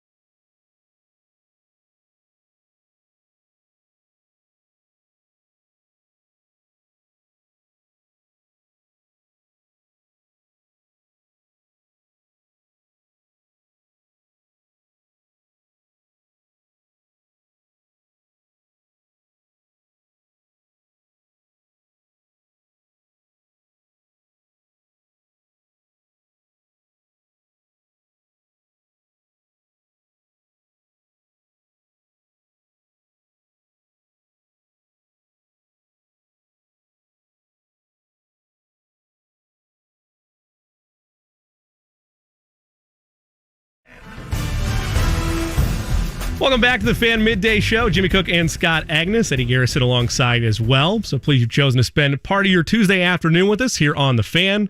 We dove in deep on the prospect versus prospect battle between Anthony Richardson and Will Levis last segment. We dive further into that and go big picture NFL as well. With NFL Network analyst Charles Davis, he'll be a part of the wall-to-wall live coverage on NFL Network for the 2023 NFL Draft in Kansas City, April 27th through the 29th. Always good to have him on the show. Charles, how are you today? I'm doing well. How about yourselves? Doing great. I'm jealous you're going to get to enjoy some KC barbecue here in a couple weeks. But outside of that envy, I'm doing good. Oh, listen, I understand. Listen, I have a lot of envy for a lot of people doing a lot of things. So I get it. Because right now I'd like to be down to Circle City going by the Rocket Fizz place, wherever that candy store is down there. I'd like to be down there just diving in and dealing with my high sugar intake. But can't get that done, so I'll just have to live another day here. Well, you can live vicariously through us, perhaps, and always appreciate it. I will do it. I appreciate you guys. Absolutely. Charles, last conversation that we had a previous segment before we brought you in was we're getting cabin fever. Everybody is, right? We got about 16 days to the draft. The conversations surrounding what do the Colts do at 4, assuming they stay there, Will Levis, Anthony Richardson. I view them both as project prospects. I want to get your thoughts on that. And where you lean with the two of them. If the upside of Richardson is too great to pass on, or if the arm strength and the coachability of Will Levis might make him the better of the two. Yeah, that's a tough one, isn't it? Yes. I mean, this is where all of us who get to be the, what's that show Dax Shepard has, Armchair Expert, right? If we get a chance to be those guys, a lot easier than having to actually put it on the table and make that decision, because I think you've laid it out pretty well about both of them. Richardson is last year's Trayvon Walker in a sense. Remember, Trayvon goes number one ahead of Aiden Hutchinson. But if you stack together their accomplishments side by side, it's not even a fight, right? It's not even a comparison. But Trent Baalke, GM of Jacksonville, loves traits, believes they can be developed, and has hit on those throughout his time frame. He went for it again. And Trayvon Walker did not have a bad year. But Aiden Hutchinson had an exceptional year. Okay, he had the year that you would expect. Now, over the long haul, let's see if Trayvon Walker can up his game, become that sack guy, et cetera, et cetera. But at least you knew what you were getting in Hutchinson. At least, let's be honest with it. Every draft, we think we know what we're getting, and Hutchinson confirmed what we thought we were getting last year. In this case, it's a little bit different because Levis did not have the year last year that was expected of him. Now, if you are a fan of Will Levis, different offensive coordinator again, lost some receivers, offensive line wasn't as good. When you like someone, you can make it work. Anthony Richardson is breathtaking when you watch him in person. When the ball jumps off of his hand, when he takes off and runs 80 yards, when you see him on the hoof. And by the way, Will Levis is a good-looking kid now. I mean, weight room he is not afraid of it. He is really put together. But he would be a clear 2 to Richardson in this draft that way. But if you're going to ask me who I think I have to get ready, if I got to get ready to play for next year, I'm taking Will Levis over Anthony Richardson. If you're talking about for the future, you might want to bank on the idea that you can get Richardson ready to go down the road. But remember this, it's 13 collegiate starts for Anthony Richardson. 13. Talking with Charles Davis here, the NFL Network, and yeah, that's a huge maybe yellow flag there when you consider what he might look like at that next level here. And I think the thing that I'm curious most about here is Richardson that shiny object over here that's just going to be too attractive to pass up on, right? Because of the curiosity, because of the unknown, and because of that unique body and skill set that all these teams are after. You're just unsure of what it might turn into. Let's face it, you guys follow the game as well as anyone. Have you ever met a coach who would not look at Anthony Richardson and run back into their bosses and go, I could get him ready? Exactly. Right? Yeah. You're not worth your salt as a coach if you don't believe you can coach that guy into getting better and being that person, right? So that's what, to your point, it's going to be hard to turn him down just for that reason alone. You will have coaches in there clamoring for that opportunity. But I do believe that with the 13 starts, with the things that have to be ironed out footwork-wise, pocket presence, you'll see times on tape, at least in my mind. Let me just use my grading, okay, if you want to call it that. I've seen him on tape in the pocket actually turn into trouble instead of away from trouble. Okay, so he still needs work in that area in my mind. But when you see him flick his wrist and it goes 60 yards, I can work on that trouble. Don't you worry about that. Okay, we'll get that right. Well, Levis, what you're counting on with both of them is, in a sense, Josh Allen has skewed things. Because when he came out of school, he was a low 50% thrower, remember? I did his playoff game. When I say me and my team did his playoff game against the Colts in 2020. That was his third year in the league. He'd improved 16 percentage points in completion percentage, which is unheard of in the NFL. Okay, if you improve 5 percentage points coming out of college, it's a big jump. 16. So if you like these guys, guess what you're going to say? Well, I'm going to go really Richardson. Guess what you're going to say? Josh Allen did it. We can do that. Josh Allen is still the outlier. Okay? Yeah. You can't really go anywhere else because I can hear now someone screaming, Jalen Hurts. Go back and check Jalen Hurts' completion percentage at Alabama and Oklahoma, and especially at Oklahoma. He doesn't count. He's in the high 60s. Doesn't work that way. Charles, let's say, and I agree with you on that Josh Allen is the outlier and the exception to the rule of how tough it can be to fix accuracy issues. What if you're not looking for a historic 16-point jump? What if you're looking for maybe a 5 to 7 percentage point increase for him? How difficult is that for a coaching staff, whether it's over the course of 2 or 3 years, whether it's over the course of one season? How difficult is that to kind of massage into a quarterback's arsenal? More difficult than probably we give it credit for. But what it really would come down to, in my opinion, is what a lot of coaches would say, and I'm going to go coach speak here, but I think you guys will get it because it's pretty plain. Make the routine plays routinely. Yeah. That's how you'll get the 5 to 7%. Make the routine plays routinely. Don't miss the layups. Take the check down. Hit the right option. You hear what I'm talking about. Some of what you have a problem with Anthony, some of what we have a problem with Anthony Richardson with the low percentage is when we just see it in raw numbers, we think that's all on him. That's not true. If you watch the tape, there are a bunch of drops from his receivers. Where he gets in trouble for me is that footwork. Sometimes his arm can overcome his footwork, and sometimes the footwork actually overwhelms his arm. In terms of accuracy, never in terms of it getting there. That's not the issue. That ball will get there, but it might not be in the right place. It might not be in the right spot. It might be where it's now in play for the defensive back. You see what I'm talking about. Can you hit the receiver the way you're supposed to? It's as simple as this. Peyton Manning, and of course he's another outlier because he is a obvious Hall of Famer, but pick your best quarterback that you've ever seen play.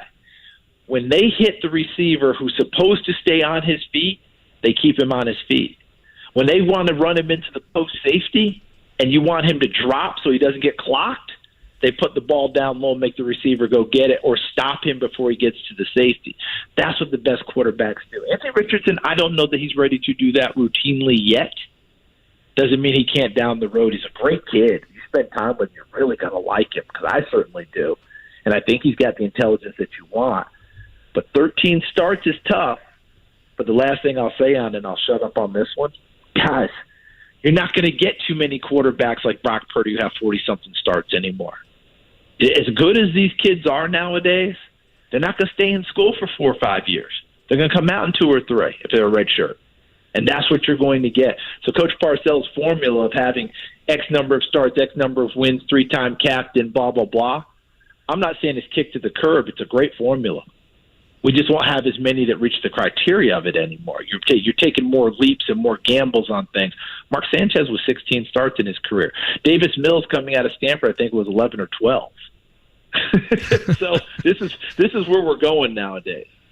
Yeah, the sample size isn't quite there, and I think the questions for both of these quarterbacks are aplenty, but that's why it's the NFL draft. So much intrigue and so much to be determined down the road as we're talking here with Charles Davis of the NFL Network. And Charles, you kind of teased it earlier, your process. I'm a very process-oriented guy myself. Yeah. Take us through what you do over these last couple of months leading up to the coverage of the NFL draft and what works for you systematically to have a full grasp on all these top players that you'll be discussing.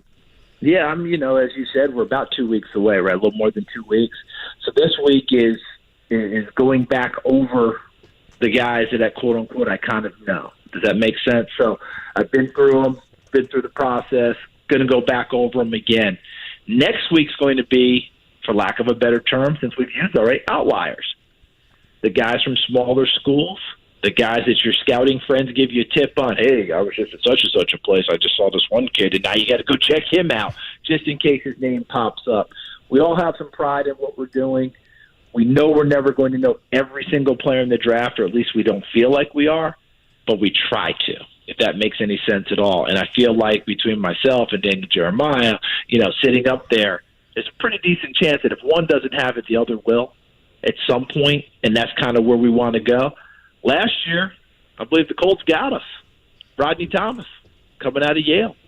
We looked at each other, and I was like, there's nowhere else to look now. It's just you and me. It's all we got.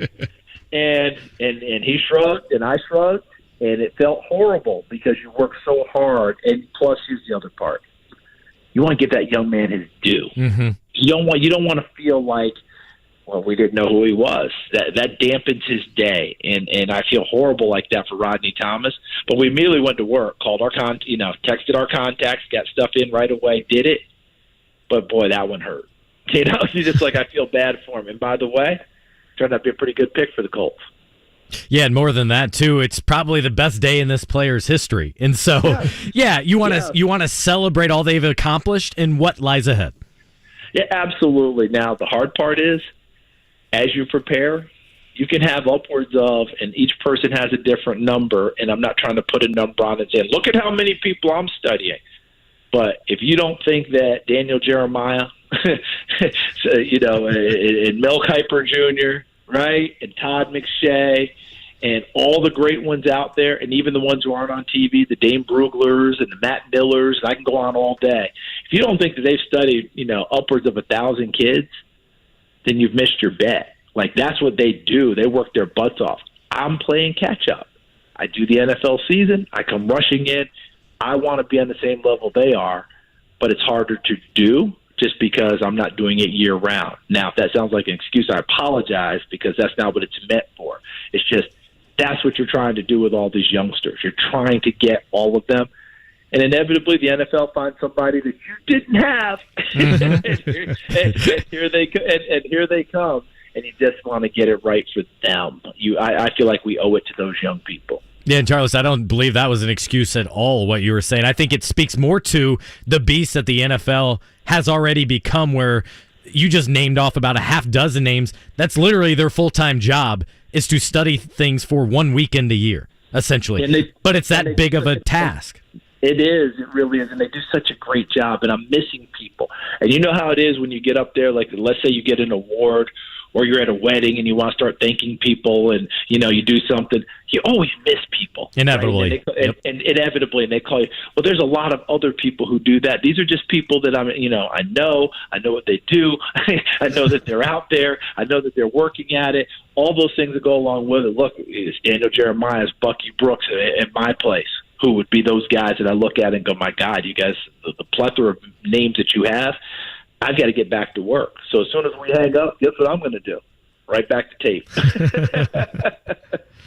Charles, last question on my end. A mutual friend of all of ours, a coworker of yours, I like to hit him with this before we close, is Brandon Gaudin. I tell him that he virtually gives me a hard time whenever I try to return a kickoff and don't get it to the 25-yard line. I'm curious if you get any friendly, like tongue-in-cheek banter from fans of yours just in general, or maybe just are irritated by your virtual commentary with Madden and you entering your sixth season now on that side. Without question. I think Brandon and I talk about it all the time about, God almighty, everywhere we go, they're saying we're yelling at them for doing what they're doing. So we actually, at a certain stage, we actually made a conscious decision to try and, soften it. Now, we didn't think it was all that hard, but we're like, okay, let's try and give people a little bit more of what they want. But I will give you this last example. A very good friend of mine is a head football coach in Haddonfield, New Jersey. Frank Delano, the Haddonfield Bulldogs. And he brought me in to talk to his team one summer. And, of course, no one had any questions about anything to do with anything we talked about. Hey, how come you yell at me when I'm playing Madden? That was right out of the gate. And so my standard answer has become, well, when you go for it on 4th and 66, what do you want me to do? And that's just kind of where we go from there. But, look, everybody wants to be aggressive playing. More power to them. Brandon and I are probably commenting like we're doing a real game, and we have to remember, hey, in this game, why not go for it? Why not go ahead and do it? So hopefully that's softened over time, but we certainly are not yelling. We're just glad that you're playing. Thank goodness it gives us a job. Charles, last thing here, outside of this quarterback conversation that's relentless, what's one of the favorite things you're enjoying about this draft class, or a subject matter that you're interested to see play out on draft night? Well, I said before this draft that in normal years we may have like 7 receivers go in the first round, the way the game's been going. I don't believe we have 7 receivers in this year's first round, but I still believe we have 7 rounds worth of receivers. But what I am enjoying is watching what is happening now, because the receivers have had the advantage for a few years. Guess what's happening? The defensive backs are starting to catch up. Because I said this a few years ago, and I stand by it. If you're the 3rd or 4th receiver on your team and you have a great skill set, you ought to go play corner. You know why? You're going to be a number 1 corner quicker there than you are going to be at a receiver position. And with the body types of these receivers who have gotten longer, faster, stronger, the whole deal, guess what we're getting again? the longer corner again. Go check out Julius Brents from Kansas State. He looks like a receiver playing corner. Okay, look at what Sauce Gardner did last year, looking like a 6'3" corner.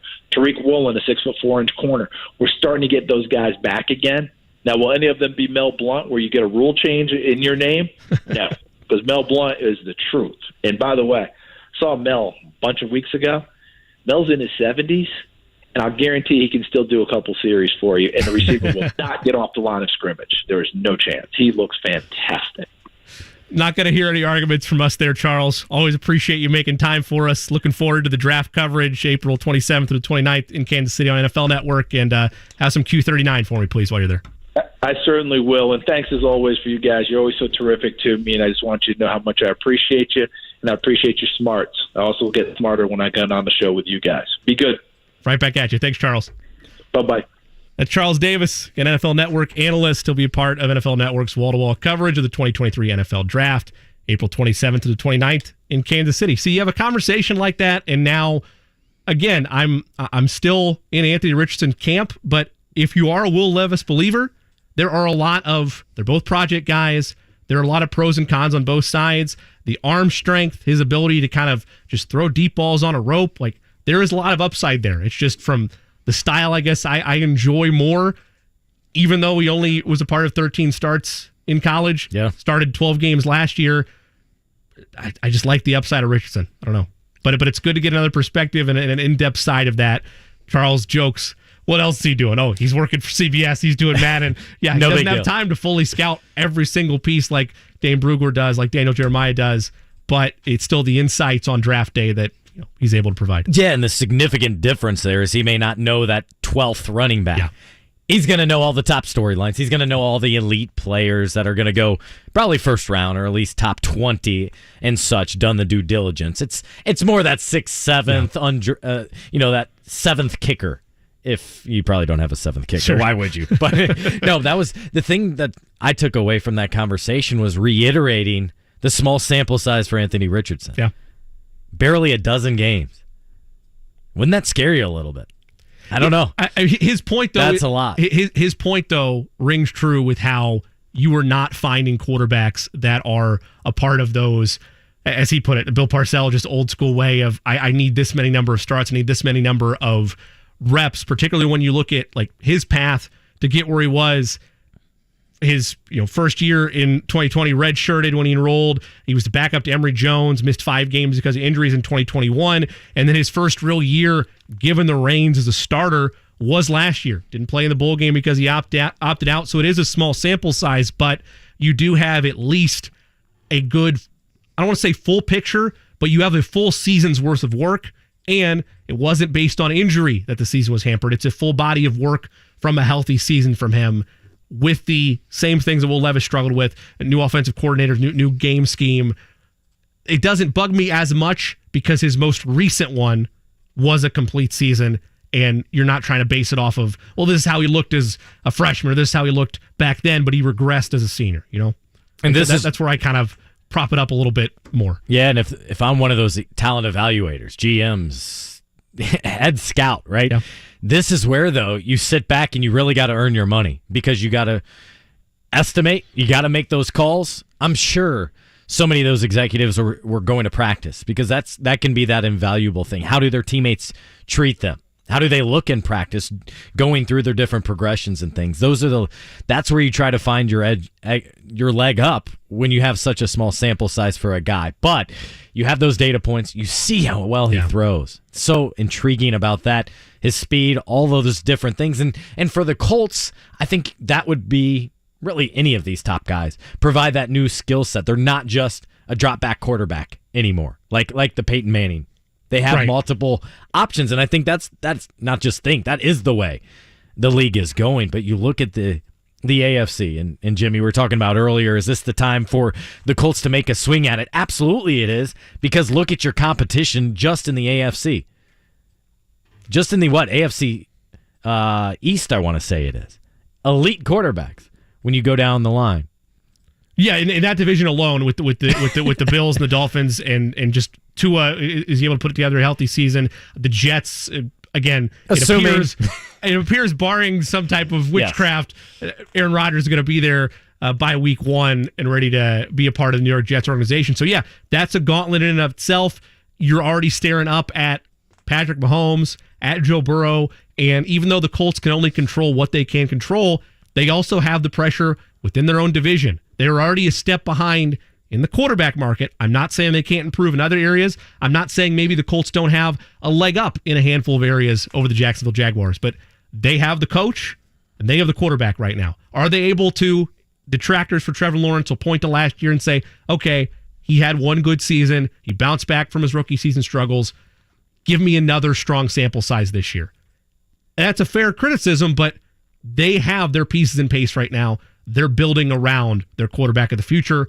The Colts are still in the process of finding that guy. And because of the quarterback conversations, I think everything beyond that has been a little bit overlooked about where else they can improve. They need to improve because it's going to take a lot more than just a quarterback for this team to become a championship contending team once again, like they've been away from for the last half dozen years at least.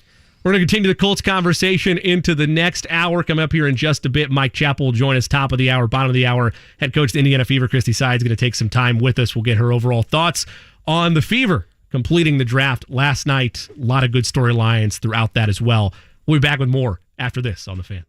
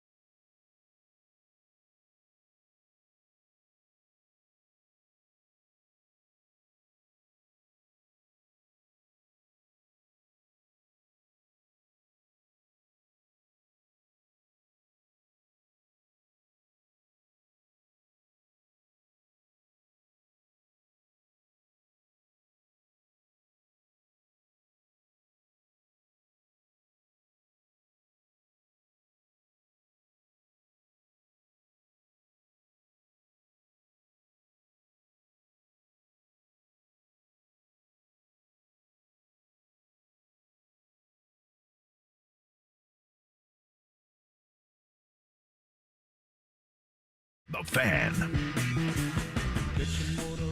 Welcome back to the Fan Midday Show with Eddie Garrison and Jimmy Cook. I'm Scott Agness. Jimmy, coming up here at 2 o'clock, Pacers president of basketball operations, Kevin Pritchard, will hold his end-of-season press conference. A little surprised by the timing, the fact that coming just 2 days after the end of the season, because if you remember, did not talk for another 6 weeks after the season, waited until the draft lottery last year where the Pacers knew for certain how high their draft pick would be. But today he's going to start talking with the Pacers.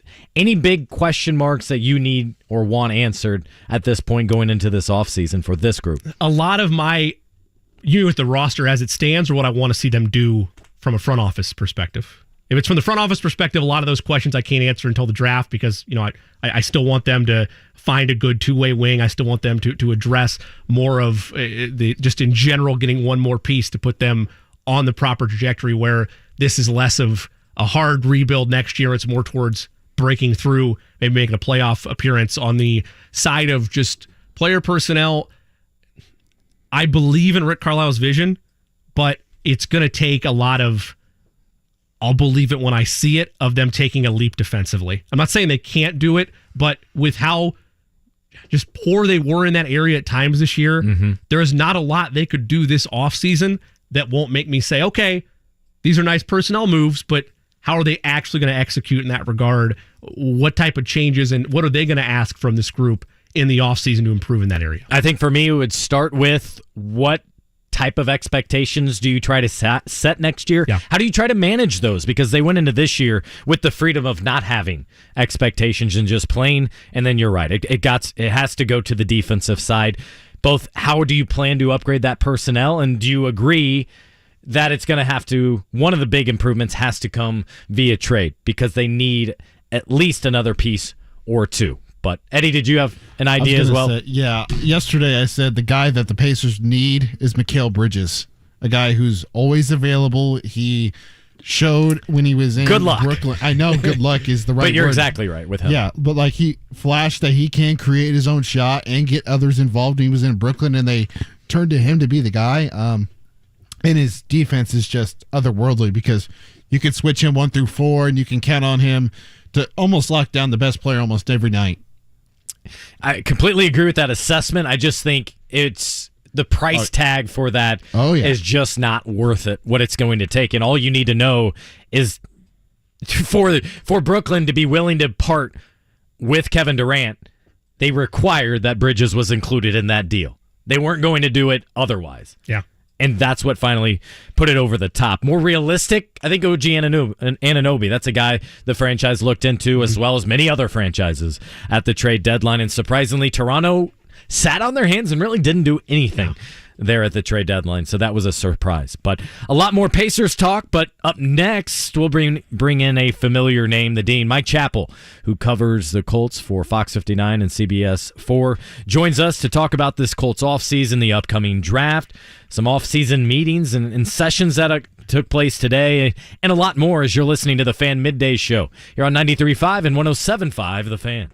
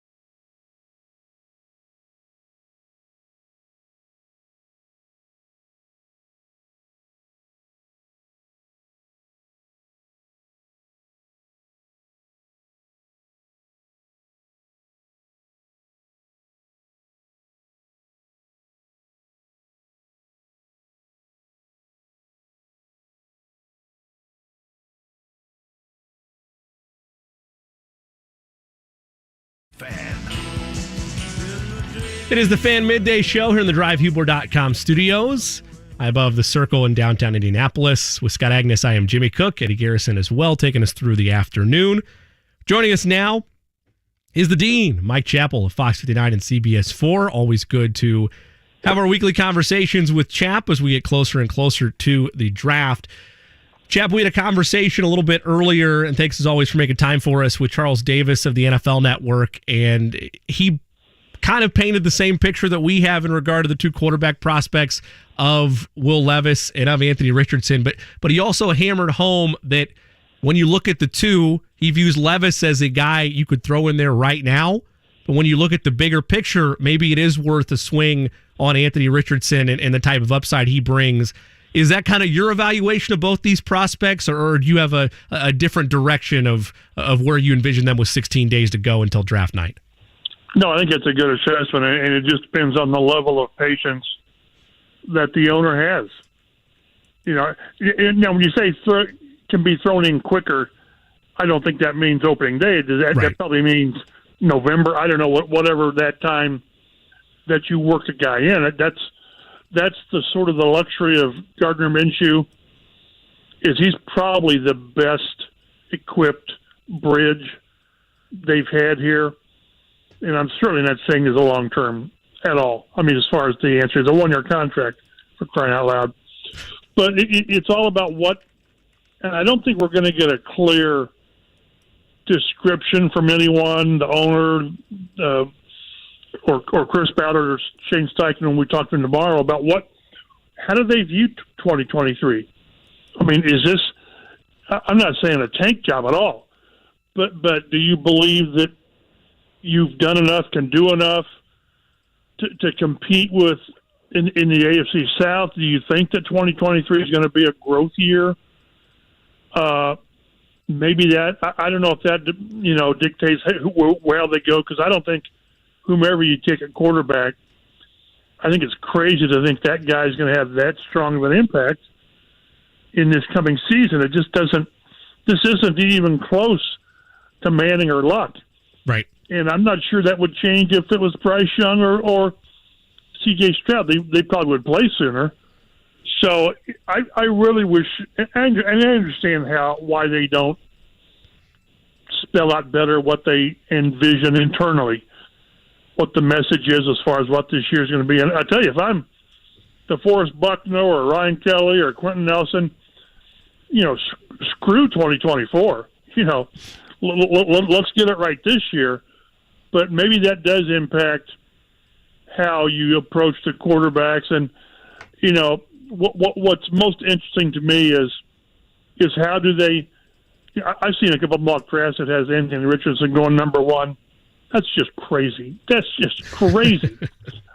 But if they have both Levis and Richardson rated sort of at the same, then you stay at 4. You just stay at 4.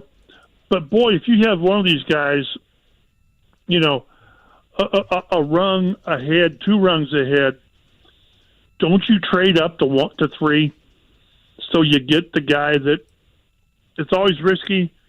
Ryan Leaf, it's always risky. But if I feel really good about one of them, I just kind of, suck it up and give what it takes and move up a spot to get the guy that I feel better about. Talking with Mike Chappell here, Fox 59, CBS4. And Mike, I'm very curious, though, from the media game, the fact that Schefter came out with Arizona saying, hey, multiple suitors, and there's a lot of interest. To me, that screamed red flag, the translation of, oh, man, we're not getting any offers we like here. Let's see if you can help us get some more interest for this pick. I don't believe I don't believe 2/3 of what I hear in the 6 weeks or 2 months leading up to the draft. And you're right. I mean, and I've seen some like the Colts are really honed in on Richardson now, and he's shooting up the draft boards. Yes, he's had these great workouts and all that, which you anticipate, but you've always got to be careful who's feeding these guys, whether it's Schefter or anybody, this information, because a lot of times it's just to increase the market when maybe there's not a market there. And if I'm Arizona, and you can do it without lying, because you can. Let's just say hypothetically, if you're Arizona, let's say you call 6 teams, then you can leak out there that they've had contact with 6 teams on the number 3 pick. It's not a lie. It's just that you initiated the contact, not that 6 teams called you. So you can do things, and I still think there's some lying that goes on too. Yeah, no kidding.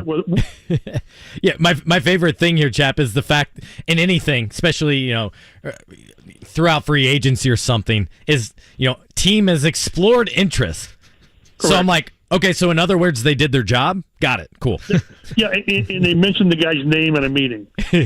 or they called the agent to say, what do you think? What's it going to take? Right, and that's what you do. It's like they, with all the blog guys out there, and a lot of them do really, really good work. I don't, but it's, the Colts had a scout at this guy's workout. But that's what they do. That's what area scouts do. They go to these workouts and all this. And now, one thing that's interesting, what was it? Morocco Brown went to Richardson's workout. I think it was his pro day. I'm sorry, his pro day. That you notice that because an area scout went to Stroud and Bryce Young. But again, it's all smoke and mirrors a lot. I think when they put these guys through the private workouts, all the guys were there, all the big hitters, the Ballards and Steichen and all the offensive coaches were there. So, but then I remember a tweet, and Reggie Wayne's told me this before, is the Colts showed virtually no interest in him whatsoever in 2001, none. And then they take him in the first round. So what's really crazy this time of year when there's so much, we'll call it misinformation, if a team came out and told you exactly what they're going to do, you wouldn't believe them. I mean, they could say, we're going to take this, we're going to do this, and then they do it and say, I can't believe you told us that. Well, no one's going to believe, and no one should believe most of what you hear, because everybody's got an agenda. Why would Chris Ballard and his staff work their butts off for the last couple of months, longer than that really, and then leak to somebody that this is what we're doing, this is where we're leaning? That's crazy. Some really good reporters have some really good sources, but inside the Colts building, they are extremely good about keeping their work to themselves, which is the way it's supposed to be. But having said that, there's nothing stopping these teams from putting things out there, and smokescreen, misinformation, lies, whatever you want to say it is. That's the time of year we're in. So all I tell people is when you read stuff or see tweets on the internet, just remember there's generally, almost always, an agenda behind it. I know this is very much inside media, but I think it's an important conversation for Colts and NFL, or really just sports fans, to understand, to consider anytime they see that news item or that tweet, and take those things into consideration. But Mike, you also brought up, both the pro days and the individual workouts. I'm curious, have you gleaned any insight of why the Colts specifically made a trip to each of those different quarterbacks and maybe seemingly put more emphasis on that versus the pro days, whereas it seemed like for Charlotte, the Panthers, for example, they were all over and sent everybody seemingly to each of the pro days? They put more value in the private workouts and the top 30 visits. The Colts do. You've got, for the most part, you've got all the physical information. You've got their game tapes. You've got the combine tapes. You've got, the pro day stuff. The Colts value the face-to-face when you get a chance to have the guy to yourself for an extended time, and you get to know the guy. I mean, at this level, by and large, most of these guys are great at their positions. They just are. I can't begin to tell you how many players have come through here, and he said they've had the talent, and they just haven't worked. Well, when you can meet the guys and you're face-to-face and you're looking them in the eye, you kind of get an idea. One thing that Shane Steichen's always harped on is he wants a quarterback, most positions, but quarterback that's obsessed with the position, with what he's doing. It's not 24/7 that you do it, but are you willing to be the first guy in the building, the last guy to leave? And again, that's what separates the guy with the incredible talent that just doesn't fulfill the Ryan Leaf type of thing. There was something wrong internally with Ryan Leaf. There just was. Great talent. And, if you had put he and Peyton Manning on a field side by side, Ryan Leaf would have blown him off the field as far as just physical, throwing the ball from point A to point B and all this. But Peyton had it. Peyton had really, really good ability, but he was obsessed with playing quarterback.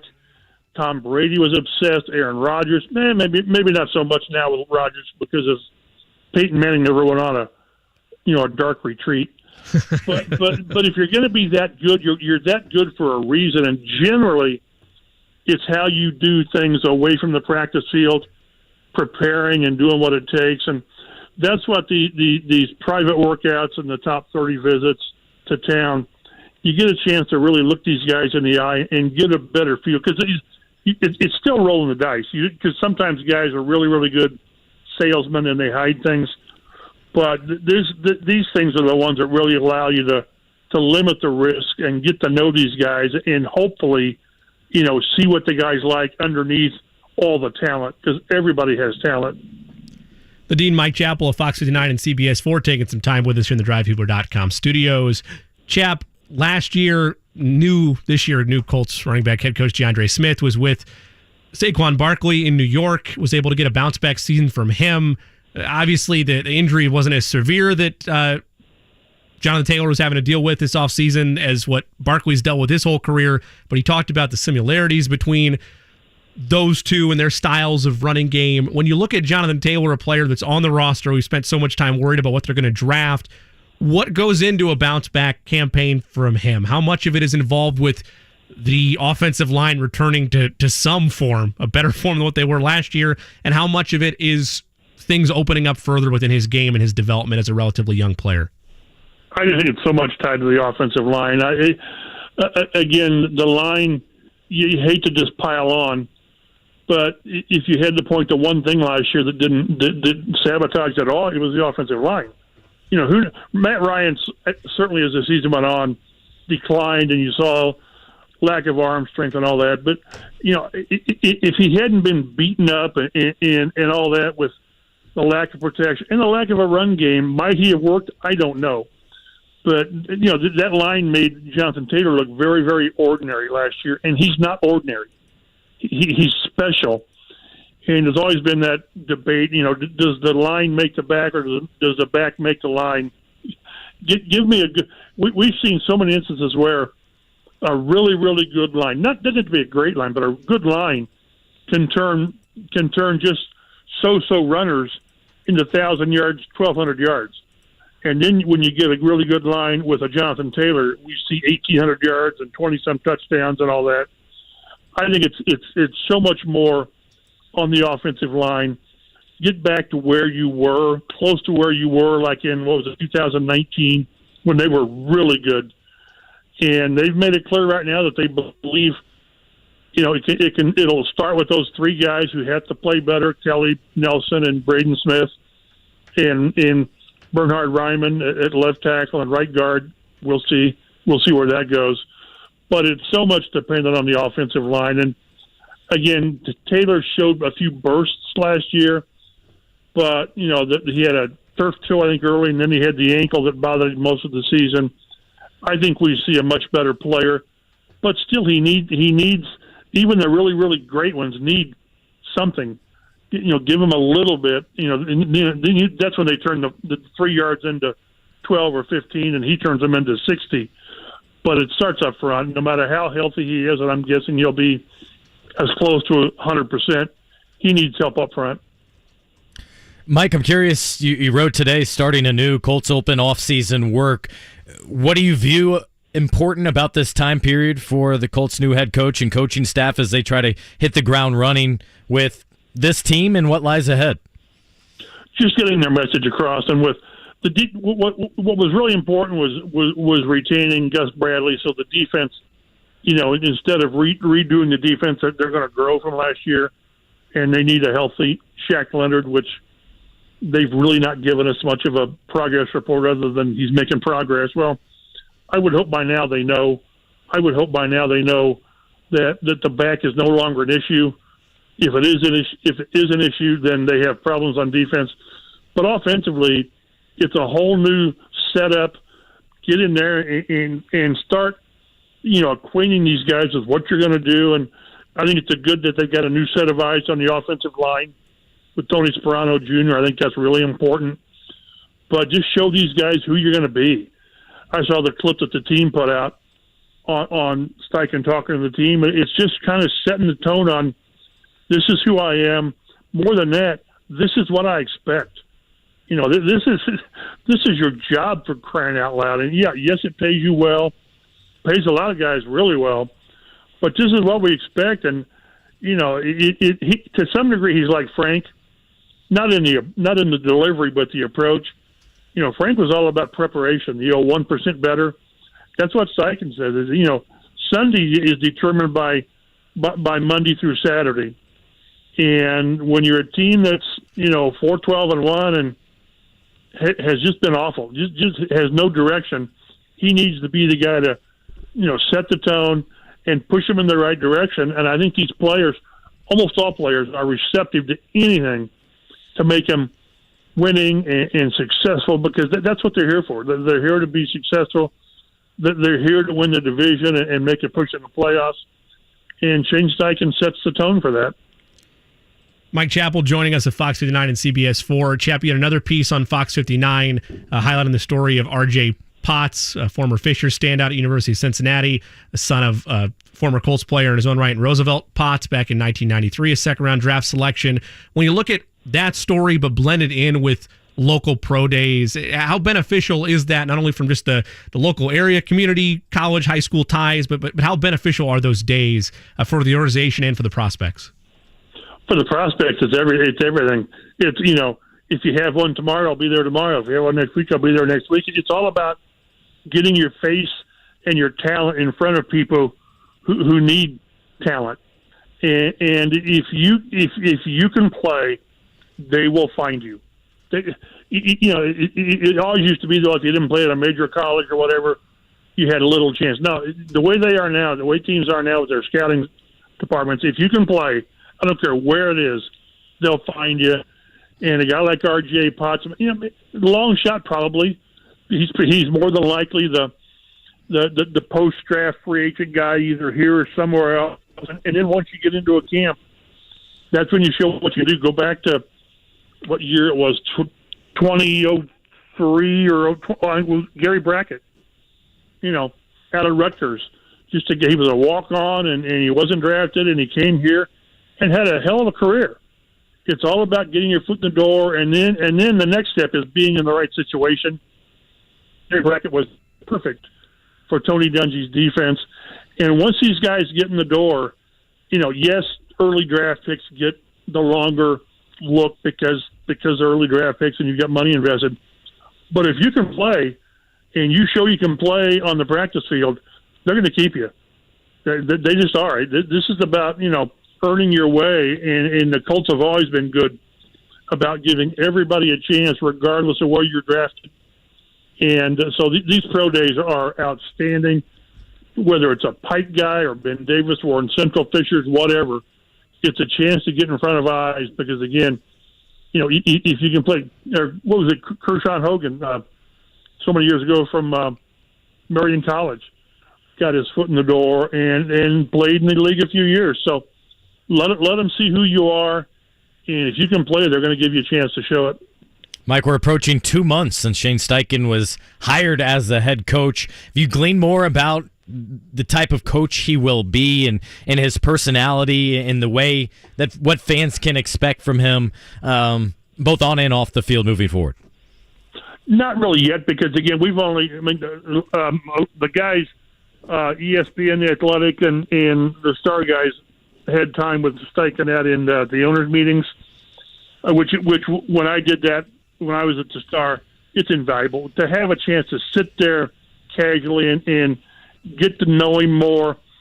And the same with Ballard and Jim Irsay. When you get that chance, it's invaluable.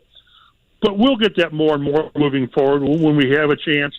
His introductory press conference was kind of difficult because he was flat worn out and was sort of guarded, I guess, in what he said. But the more we talk to him on a weekly basis, he'll loosen up and get to know us.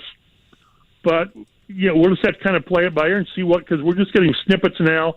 It's more about how this team progresses under him and how the players kind of listen to his message and take it to heart. Chap, last question on my front. Second year, for Reggie Wayne as wide receiver coach. He tweeted yesterday regarding that he wants to bounce back, continue to prove his worth. He wants to add more to the receiver room wall. I think a lot of that also has to do with the fact that, you could make an argument they need some more weapons in addition to what they have right now within their receiver room, regardless if they draft one or what they do in that regard, if it's a late signing, if it's just a prospect late in the draft. How do you measure growth for Reggie Wayne in that wide receiver room in year 2? What are you looking for out of him? More from Alec Pierce. And I think Alec had a good rookie season, but it was so hard to judge the receivers, not the tight ends to a lesser degree, but the receivers when the passing game didn't work. I mean, when you're getting a quarterback sacked 60 times and you're getting Nick Foles blown up and knocked out with a concussion, and they could not stretch the field. And that's what Alec Pierce does. He's a vertical guy who can really make the contested catch and the game-breaking plays. They turned Michael Pittman into a possession receiver, which is really hard to watch because he's better than that. So the growth is going to be from the quarterback, the passing game, and then we'll see these guys grow, I believe. But they also need to give Reggie more to work with. This is a soapbox I've been on for a long time. Invest. I wish they would invest a little more free agent wise, and they just really never have. And I understand that because more times than not, you're investing in guys who don't come through. They've invested 3 second-round draft picks in guys, Paris Campbell and Pierce and Pittman, but they went out and got Isaiah McKenzie. But they need another guy. They re-signed Ashton Doolin, but I'm not crazy about the room right now. I would love to see a guy who obviously isn't here yet to be the third guy. He's our third receiver, and I don't look at that group right now and say, this is the third receiver. I just don't see it, and I've always thought they need to be more aggressive at that position, but that's where Chris Ballard and I will probably always disagree. But if you're going to invest a top pick in your future in a quarterback, giving an offensive line that works and giving receivers who can make plays. Totally agree, Chap. You're doing a disservice to whichever prospect you bring in if you're basically tying a hand behind his back with those glaring issues. It's going to be fascinating to see how they continue to address them. Looking forward to following along with your coverage. And as always, appreciate you making the time. Thanks, guys. Stay in touch. Of course, that's the Dean, Mike Chappell, FOX59 and CBS4. You can follow him on Twitter at mchappell51. And Scott, the way he closed with that, we talk all the time and continue to emphasize what's going to happen with the quarterback. It's going to be Will Levis, it's going to be Anthony Richardson. And even to a lesser extent, assuming that the draft pick sits for the first couple games of the season or maybe sits for the whole year, either way, if you're trying to see growth and development, you brought Gardner Minshew in with the hope that, okay, there's a veteran presence. He can take you to a certain point, not saying they're going to contend for anything, but you can get growth out of positions. You're not worried about his ability to sling the football around.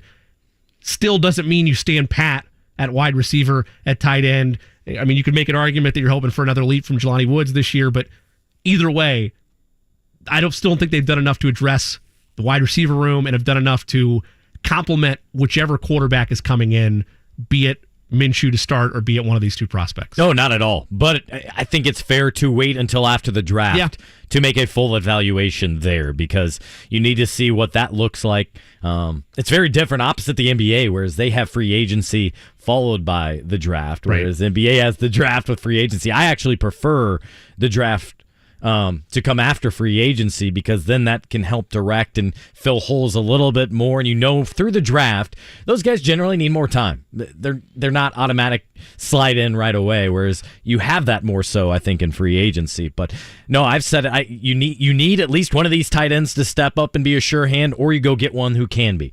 I know I probably overemphasize that, but I believe that's one of the most important positions for that quarterback to succeed is to have that safety net, that knockdown. You need a first down. You need a red zone touchdown.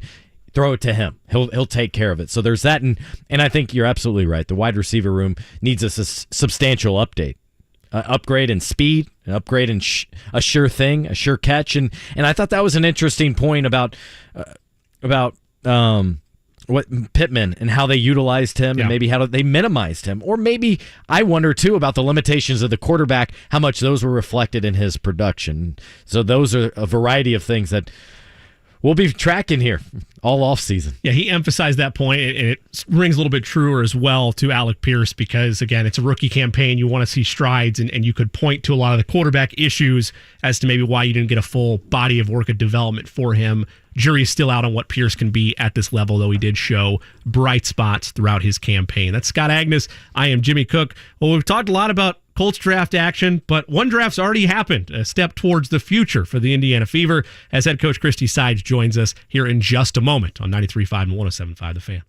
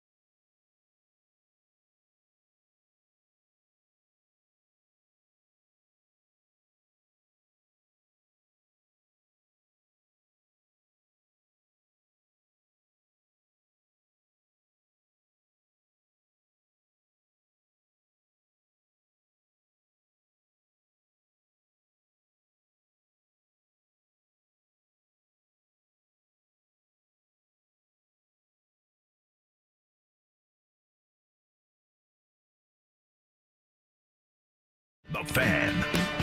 Welcome back to the Fan Midday Show. Scott Agness with Jimmy Cook, Eddie Garrison, and last night a big moment for the Fever franchise. Not only acquiring new talent, but for the first time in franchise history, selecting first overall. They were due. It had been many years in which I thought they'd land that first pick. Did not have that luck until last night, and then they were able to use that top overall pick with a no-brainer decision, they called it, with Aliyah Boston from South Carolina, and then Grace Berger, 7th overall. And now we welcome in the first-year head coach of the Indiana Fever to the program, Christie Sides. Christie, take us through last night and how critical those decisions were to what you and Lin Dunn are trying to establish with this franchise. Yes, sir. Well, hey, guys. Thank you for having me. Just still flying high from last night with our picks. You said it. I mean, the no-brainer pick with Aliyah Boston. I'll start with her. I mean, she's just a solid player, under the basket for us. Defense is what we're going to emphasize. She's going to be able to play in a system where they can't put 2 and 3 people around her. So she's going to feel like she's died and gone to heaven with just having some fresh air to work with and some room to work with. But the thing about Aliyah is the intangibles to me and to Lynn, and that was what was important. And once you guys meet her, you guys all meet her and talk to her. I mean, she just brings a different mindset. I mean, she's from the islands, and she just came over and sacrificed her family to get to reach this moment and this goal. And now she's doing that, and we're lucky. I mean, we're so lucky to have her. She did a great job on Good Morning America this morning, but that's Aliyah. And then Grace Berger. I mean, gosh, is she? I think I heard the fans in the arena yell out in the war room whenever her name was called. And I was able to spend a lot of time watching her play this season, being so close. Just saw her put in some critical moments. She contributes in several different ways. I mean, I know a lot of people want to talk about her shot, but I mean, the lady can play. She can do several different things, and she's going to be a great piece to what we already have. But for her, incredible human being, incredible person, loves the game of basketball, and that's important. And culture is important to us, and so those two were a home run. Coach, thanks for making time for us. The first time I was able to see Aliyah Boston really take her in, and what stood out to me was her ability to hold her own and be a valuable contributor amongst the best in the world on that Team USA group that participated in the FIBA World Cup this past fall. General Manager Lin Dunn called it not an easy choice, but the obvious choice once you did your homework. What went into that homework, and what really stood out to you that this really is a can't-miss opportunity for us with Aliyah? Yeah, I mean, just kind of what I said a few minutes ago with all of her intangibles. I mean, she is, if you want to get specific with her basketball, I mean, she's been playing where they've, opponents have put a double and a triple team around her. So that made her a really good passer. She was able to play with another big post, so she was able to really work some high-low action. She's able to step out just and she can hit that 15-footer.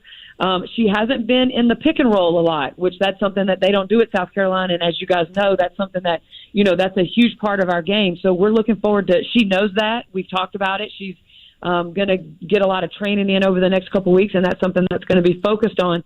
But just those things, the defensive, she's going to alter shots. She can move laterally. We're going to be able to keep people in front of us. We're going to not try to switch her on the point guards. We're going to try to help her there, but she can break down and guard some folks if she needs to. She proved that at South Carolina. But just what she brings to the table, she brings leadership skills. I went and watched them practice a few weeks ago, and she was actually talking to the players and telling each player where to go for each position.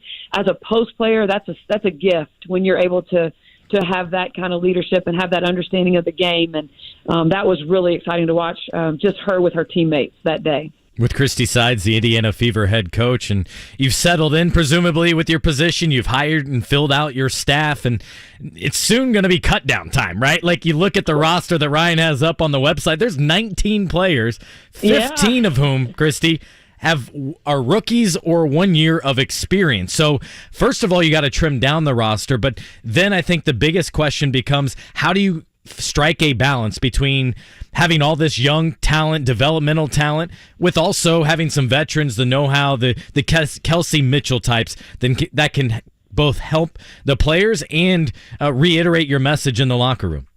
Yeah, I think that was our focus coming into free agency. When I first got the job, it was a need that I recognized, early. You've got all this talent, this young talent, and, it's not the same when you get to this level. It's quicker, stronger, faster, and you can't, until you get into it and thrown into it, you just can't experience it. So when I first took the job, that was one of the questions I asked, each of those rookies from last year. Like, you had to have learned something, about yourself during that season. And they were, all of them almost had the same response. It was just a whole different level of basketball. And so it was really important for us to put some veteran players around them that have been thrown in the fire, have gone through different, been on different teams, had different experiences.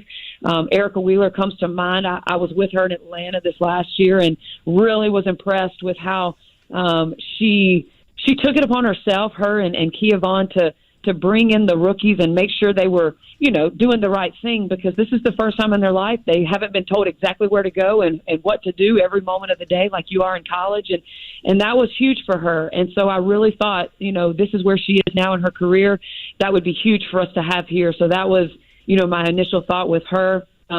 Just had some other great culture pieces who are also great basketball players, with Christie Wallace coming in here, re-signing Victoria Vivians, who is now in that position. Had a lot of conversations with her over these last few months just about what her new role is going to be. She's not a young player anymore. She's got responsibilities and leadership responsibilities. And then Kelsey Mitchell, I mean, you mentioned her. I'll save her for last. I mean, I was here when we drafted Kelsey before, and she's grown a lot. She's had to learn a lot on her own without having some of those veteran leaders and also having a change in coaching staff. So I've really tried to spend some time with her and give her, ownership of this team. I mean, this is her team, and she's really looking forward to this upcoming season with all this talent and learning how to be a leader and fill that role. I mean, she's not the vocal leader, as you will, all the time, but she gets it done. She's one of the hardest workers on the team, but she wants to grow in that other role as well. And she did a great job at the draft last night. She was the representative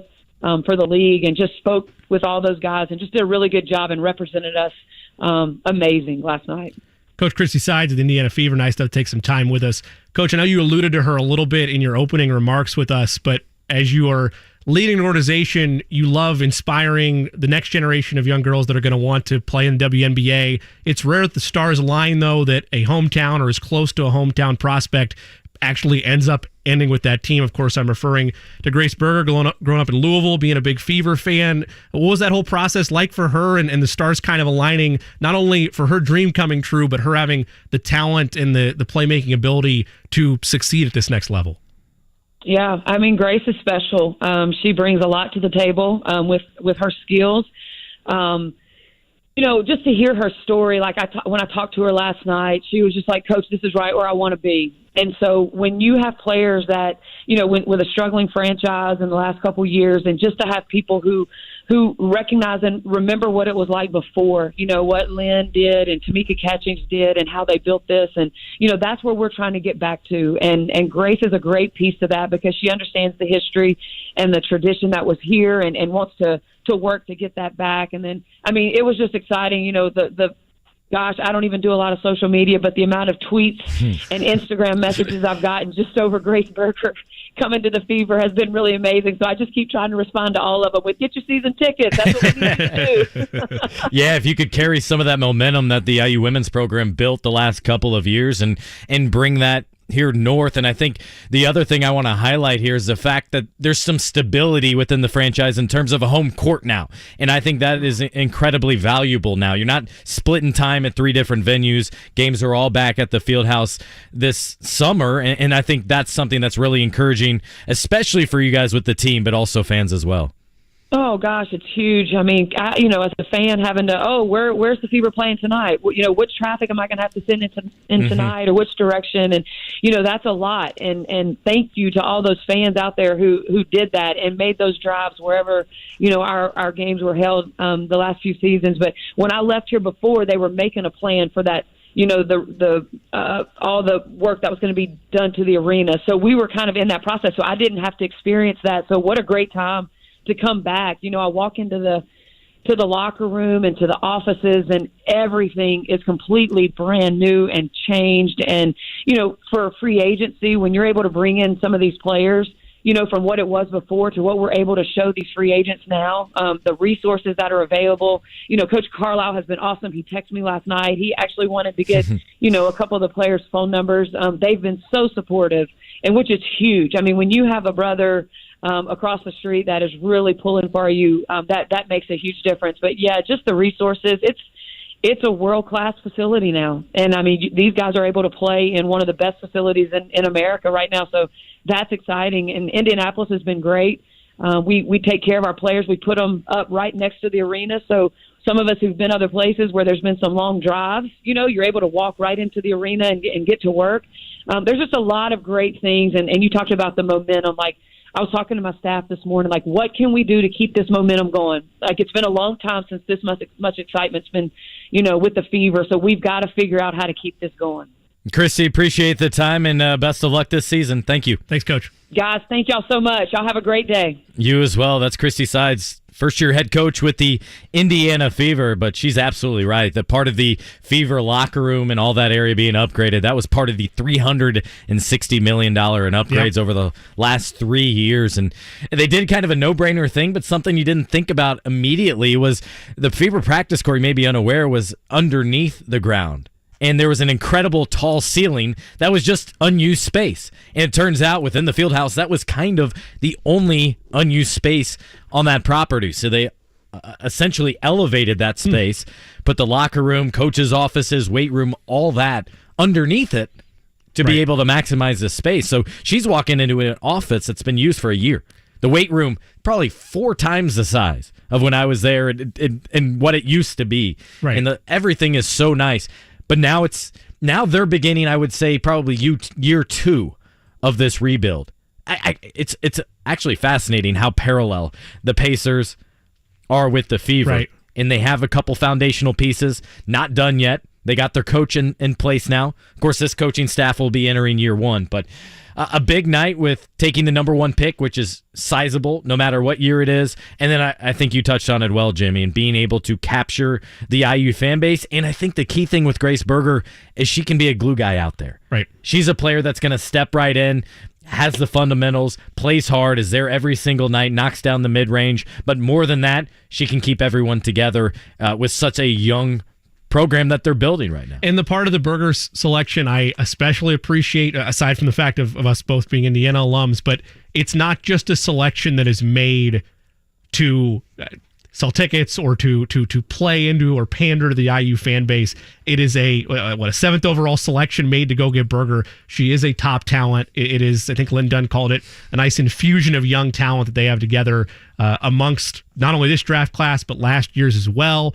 And now is the fascinating part, because it's hard to put a necessarily ceiling on what Aliyah Boston can do, but when you look at the excitement that should be around the Fever fan base, you get a number 1 overall pick, and it's a pretty much consensus number 1 overall selection. Yeah. You hope that is what propels you to a place you haven't been in the last 6 seasons, which is the playoffs and maybe beyond. Didn't need to ask it because it was obvious, but the fact here of Aliyah Boston, at least during the postseason, was like, I'm undecided. I'm not sure if I'm coming out. She had the option because of COVID to go back for another season. Lin Dunn and staff over there was like, oh, you better come out because we're going to take you. Imagine if she didn't come out. I'm not sure there was a next obvious position, because all those elite talents that we're familiar with all are still in school, and that's what's unique about the women's game compared to the men's. And again, I know I've mentioned it a couple times today, but it's the only thing I can fall back on because it is an impressive nugget that's there. Anytime you're able to get experience with Team USA, or anytime you're able to be involved with the best players at the college and pro level that represent your country, and you're able to hold your own, I mean, that is a clear barometer of, wow, this player could be something special at the next level professionally when they're done with college. I'm right there with you, though. There were some worries of, if she hangs back, what does this year of finally having the number 1 pick look like for them? Thankfully, didn't have to sweat that too hard, and now you're able to have the selection behind you and look forward to the start of the season. That would have become a big facepalm, a big, not disaster, that's a little extreme, but you finally get the top pick, and then if you weren't able to get one of those elite talents, highly disappointing. But draft night complete for the Fever. They had a nice little draft party for fans, season ticket holders, and such. Another basketball news, how about Butler's Jaden Taylor transferring to NC State? That's now out there. Jeff Teague to become the boys basketball coach at Pike High School. It's very exciting. Very intrigued by that. Retired several years ago. Was a former Pacer, although it was very short-lived. It really didn't make much sense. I'm kind of disappointed they did that in the first place because they traded away George Hill. Right. And that pissed him off. He wasn't expecting that at all. after the year he had. But nonetheless, acquired Jeff Teague for 1 season, then Teague got paid, went to Minnesota. In the last several years has been a scout here in Indy, but for the Atlanta Hawks, a team he obviously spent significant time with. But him going back to Pike, that's really cool. I like that. I mean, anytime you have a former NBA player that is able to make it big within the high school and have the ascension that he had, but not only that, to return to his roots and want to give back to that community, it's a special storyline. You're obviously happy for him. You celebrate it, and you look forward to a guest I know that's probably chomping at the bit for their games when they get going that we had on yesterday, and Greg Rakestraw. I mean, anybody that covers high school sports, you have a storyline like that, you're very excited about it. I think what fans may not realize, too, is Jeff's been huge in the local basketball, not marketplace, optionality, let's say, right? Built the factory over on just off in Speedway, and there's been games going on there. There was summer tournaments, pro-am. That's what it is. Yeah, pro-am. I remember that with Lance Stevenson. Had to go over there and cover him a couple times, which I always enjoy. But the factory over there at Speedway. So both Jeff and his entire family has really made this a priority to celebrate basketball, encourage development of the game, but really interested to see what he looks like as Pike's head coach. This is the Fan Midday Show. Appreciate Christie Sides, Fever head coach, joining us. We'll take time out and come back right here on the Midday Show on 93.5 and 107.5. The Fan. We'll be right back. Hey, Alexa.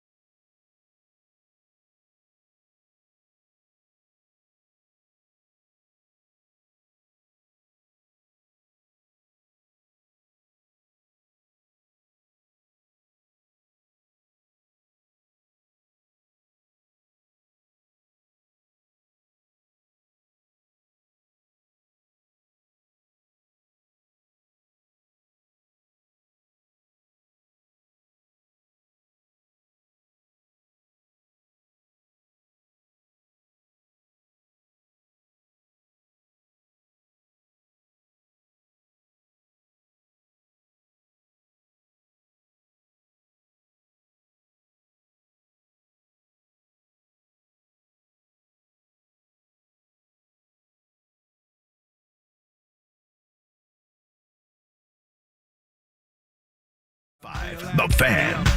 Back for the final time on the midday show. JMV takes over at 3 p.m. But Scott Agness with Jimmy Cook and Eddie Garrison. And to wrap up, I think we got to begin with the most anticipated segment of the show. Oh, man. The plays of the day. The JCook Plays of the Day.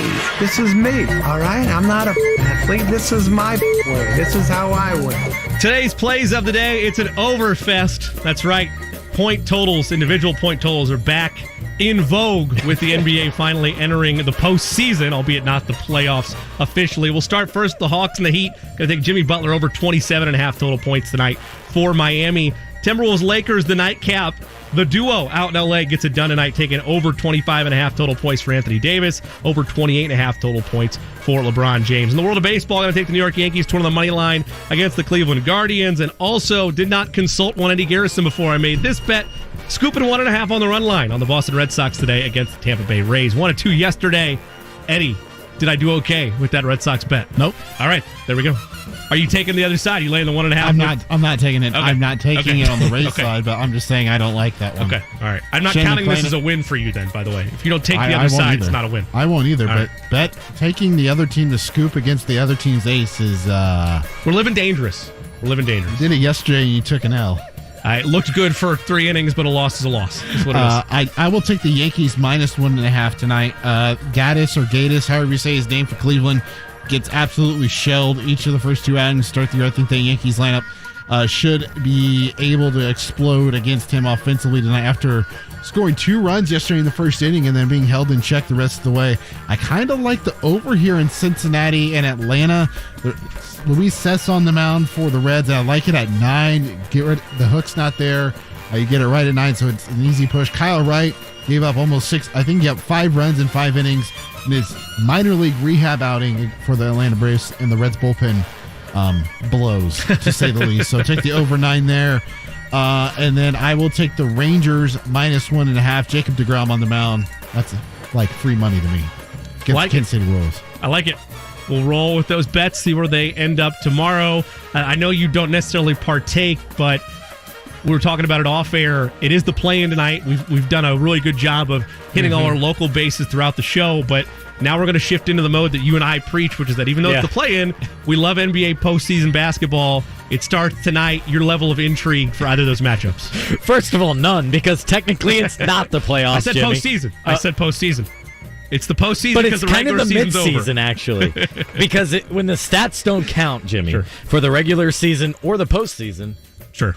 What is? I'm trying to separate it. No, I totally get it. Because they have play-in stats, right? That exists. That just it's a me, whole mess. Me mocking the NBA a little bit yeah, about what yeah. this moneymaker, I mean, the play-in tournament is. But nonetheless, Miami and Lakers, I think, are the call tonight. There's been some foolishness with the Timberwolves lately, with Jaden McDaniels, a player I like and think would be fascinating on the Pacers. Well, he punches the wall and is out for the season.